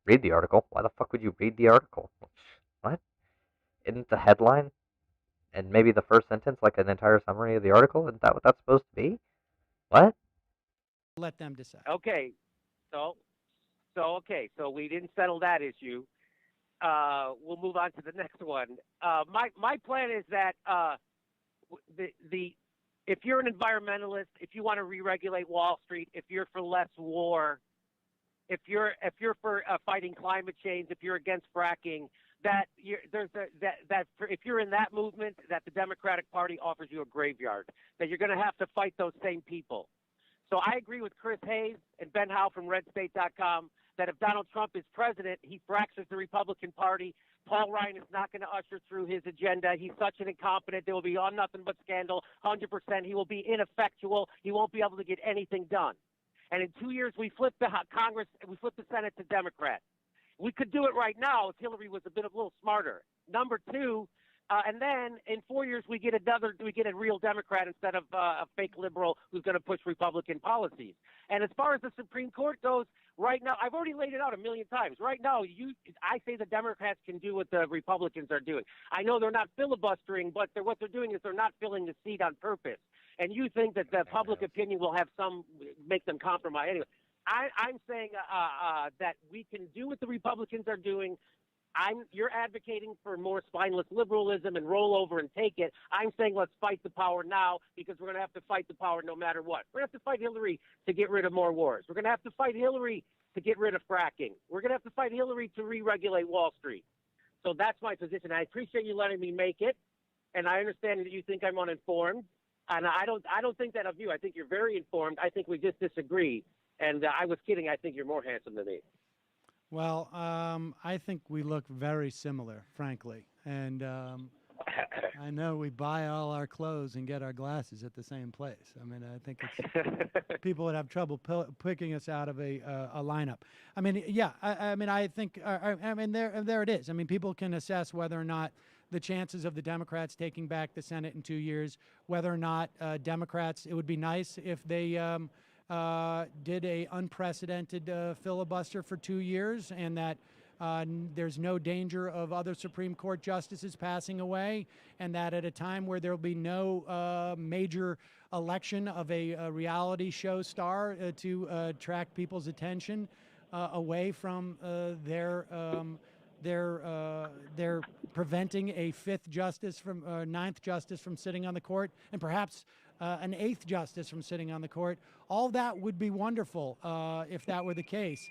And it would be great if a Republican Senate and House and President passed no legislation and didn't in any way harm climate change, didn't reverse the Paris Accords, as small as a step in the right direction as they may be, or undo things like, I don't know, FDA regulations, EPA regulations. Oh shit! What's that? All things that Donald Trump actually did. Education regulations. That would be great if all that happens. And for your sake,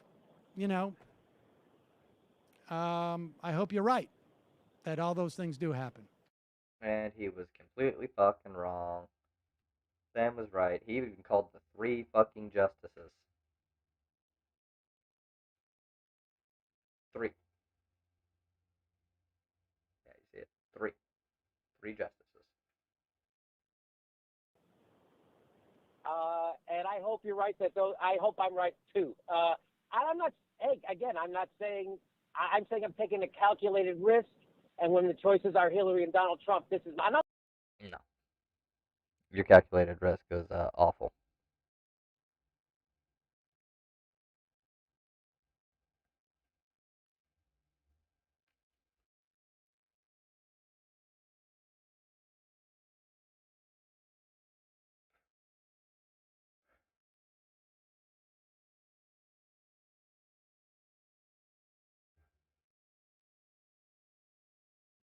True. 12 minutes of Sam Cedar berating people for their protest vote.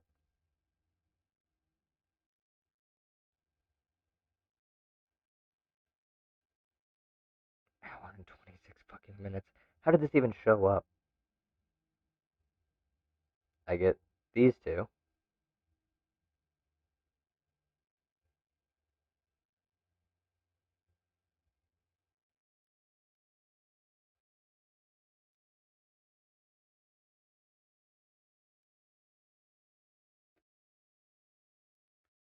Yeah.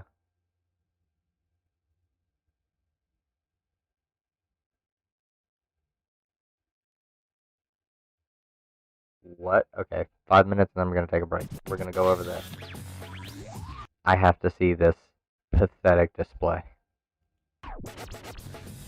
On Fox News yesterday, J.D. Vance, the supposed more sort of like thoughtful conservative, sort of like populist conservative, like the one who understood the dynamic of what was happening, but was responsible and thoughtful. Well, now he's running for office. And so, of course, that all gets jettisoned. And what he has to do is go and take the knee and ask for the forgiveness of Donald Trump. This is like one of those like Jane Goodall videos where you see the the gorillas holding out their hand to show their fealty. Here it is, J.D. Vance on Fox News.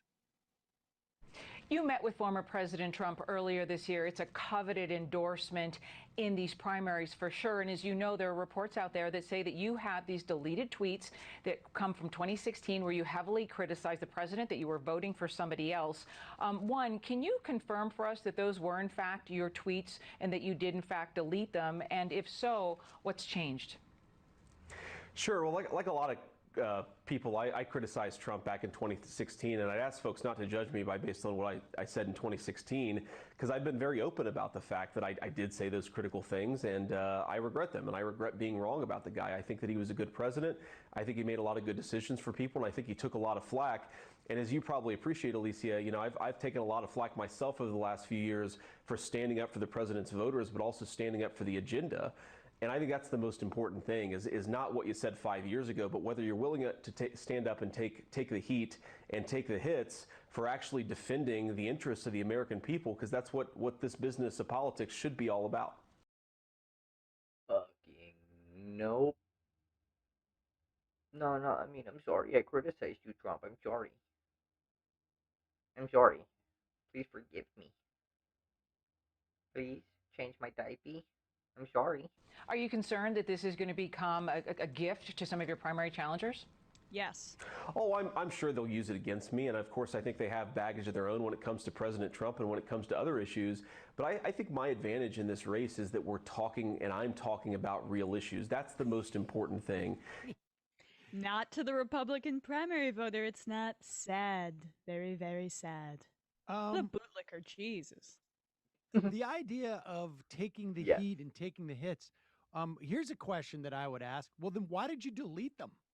Yeah, somebody who takes the heat doesn't apologize. You just take the heat. Well, but also, like, what were you hoping to do by deleting those tweets? I mean, if you're going to take the heat and take responsibility for the fact that you were in some way less than laudatory towards our dear leader, why did you delete them? Or another question would have been like, when did you have this change of heart? Yeah, can I just read one of the tweets? In October 2016, Trump makes people I care about afraid, immigrants, Muslims, etc. Because of this, I find him reprehensible. Like, I'm curious about, like, were you wrong then? Or was the fact that Trump was such a good president make it, worth it that he scared those immigrants and Muslims? Yeah, the over 600,000 dead might disagree with his assessment on his presidency, but I'm just curious as to what the good decisions he made were that were helpful to Muslims and to immigrants, or what the decisions, and at what point did JD see the light? I mean, that would be an interesting thing to examine. But right there it is. If you want to it was probably when he thought about running for office. Understand what the modern Republican Party is about. And just to be clear, that's not authoritarianism. No, no, Right. but let me just quickly say too, like that's so perfect to say what the modern Republican Party is about, right? He bent the knee to Trump. He has to show that he expressed his adoration for Trump. And just a few, the Jane Goodall experience. But just years before, when his book came out, Hillbilly Elegy, he was being heralded as the voice for the true red America that the New York Times and that liberals on the coast wanted to perceive red America as. So much like the Lincoln Project, these kinds of conservative voices were fetishized. They're very different, but they all come around. The Lincoln Project was a grift. They wasted all their money. They enriched themselves. They also had no effect on the election. And then J.D. Vance comes around and licks the boot of Trump. All of these facile notions that liberals create. Yep, and that's because all conservatives are fucking spineless. They act tough. They'll put on a big show.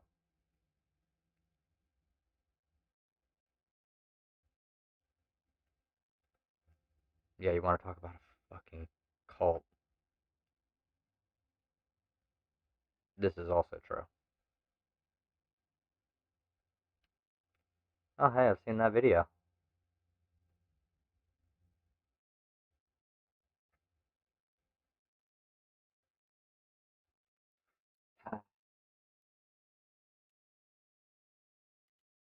So Fox Business Network.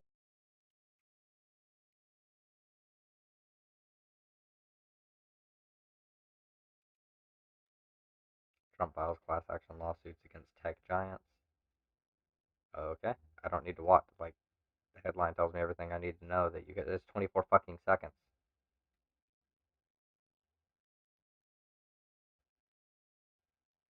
Of course they do.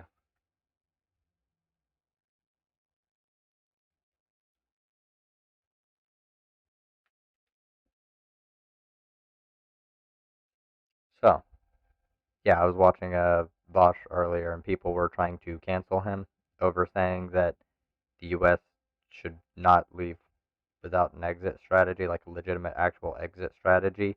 But since that's never going to happen, like, since they're never going to have a good one, then yeah, they should just get out since they've been told to already. But the fact that them leaving it would be dangerous, like he said, it would be more dangerous for them to leave without an exit strategy, which because he talked about how the Taliban could could leave a power vacuum. Taliban might take over within 5 to 10 years. China will be coming in with economic promises and shit and doing neo-colonialism over there with debt slavery. And then, yeah. And it turns out, U.S. soldiers withdraw and Taliban start to attack, forcing the Afghan soldiers back.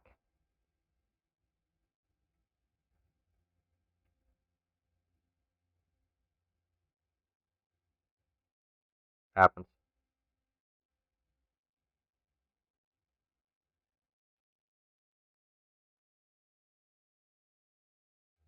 Probably good.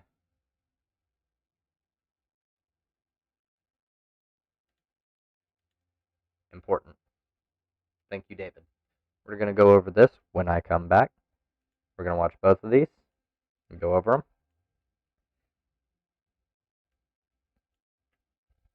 But before we actually even do that,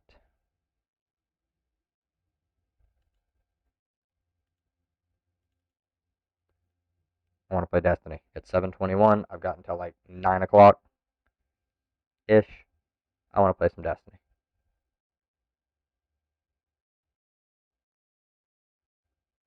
The hair grows so thick over on the sides, but never on the mustache. Alright, I will be back. Whoa. Give me my mouse.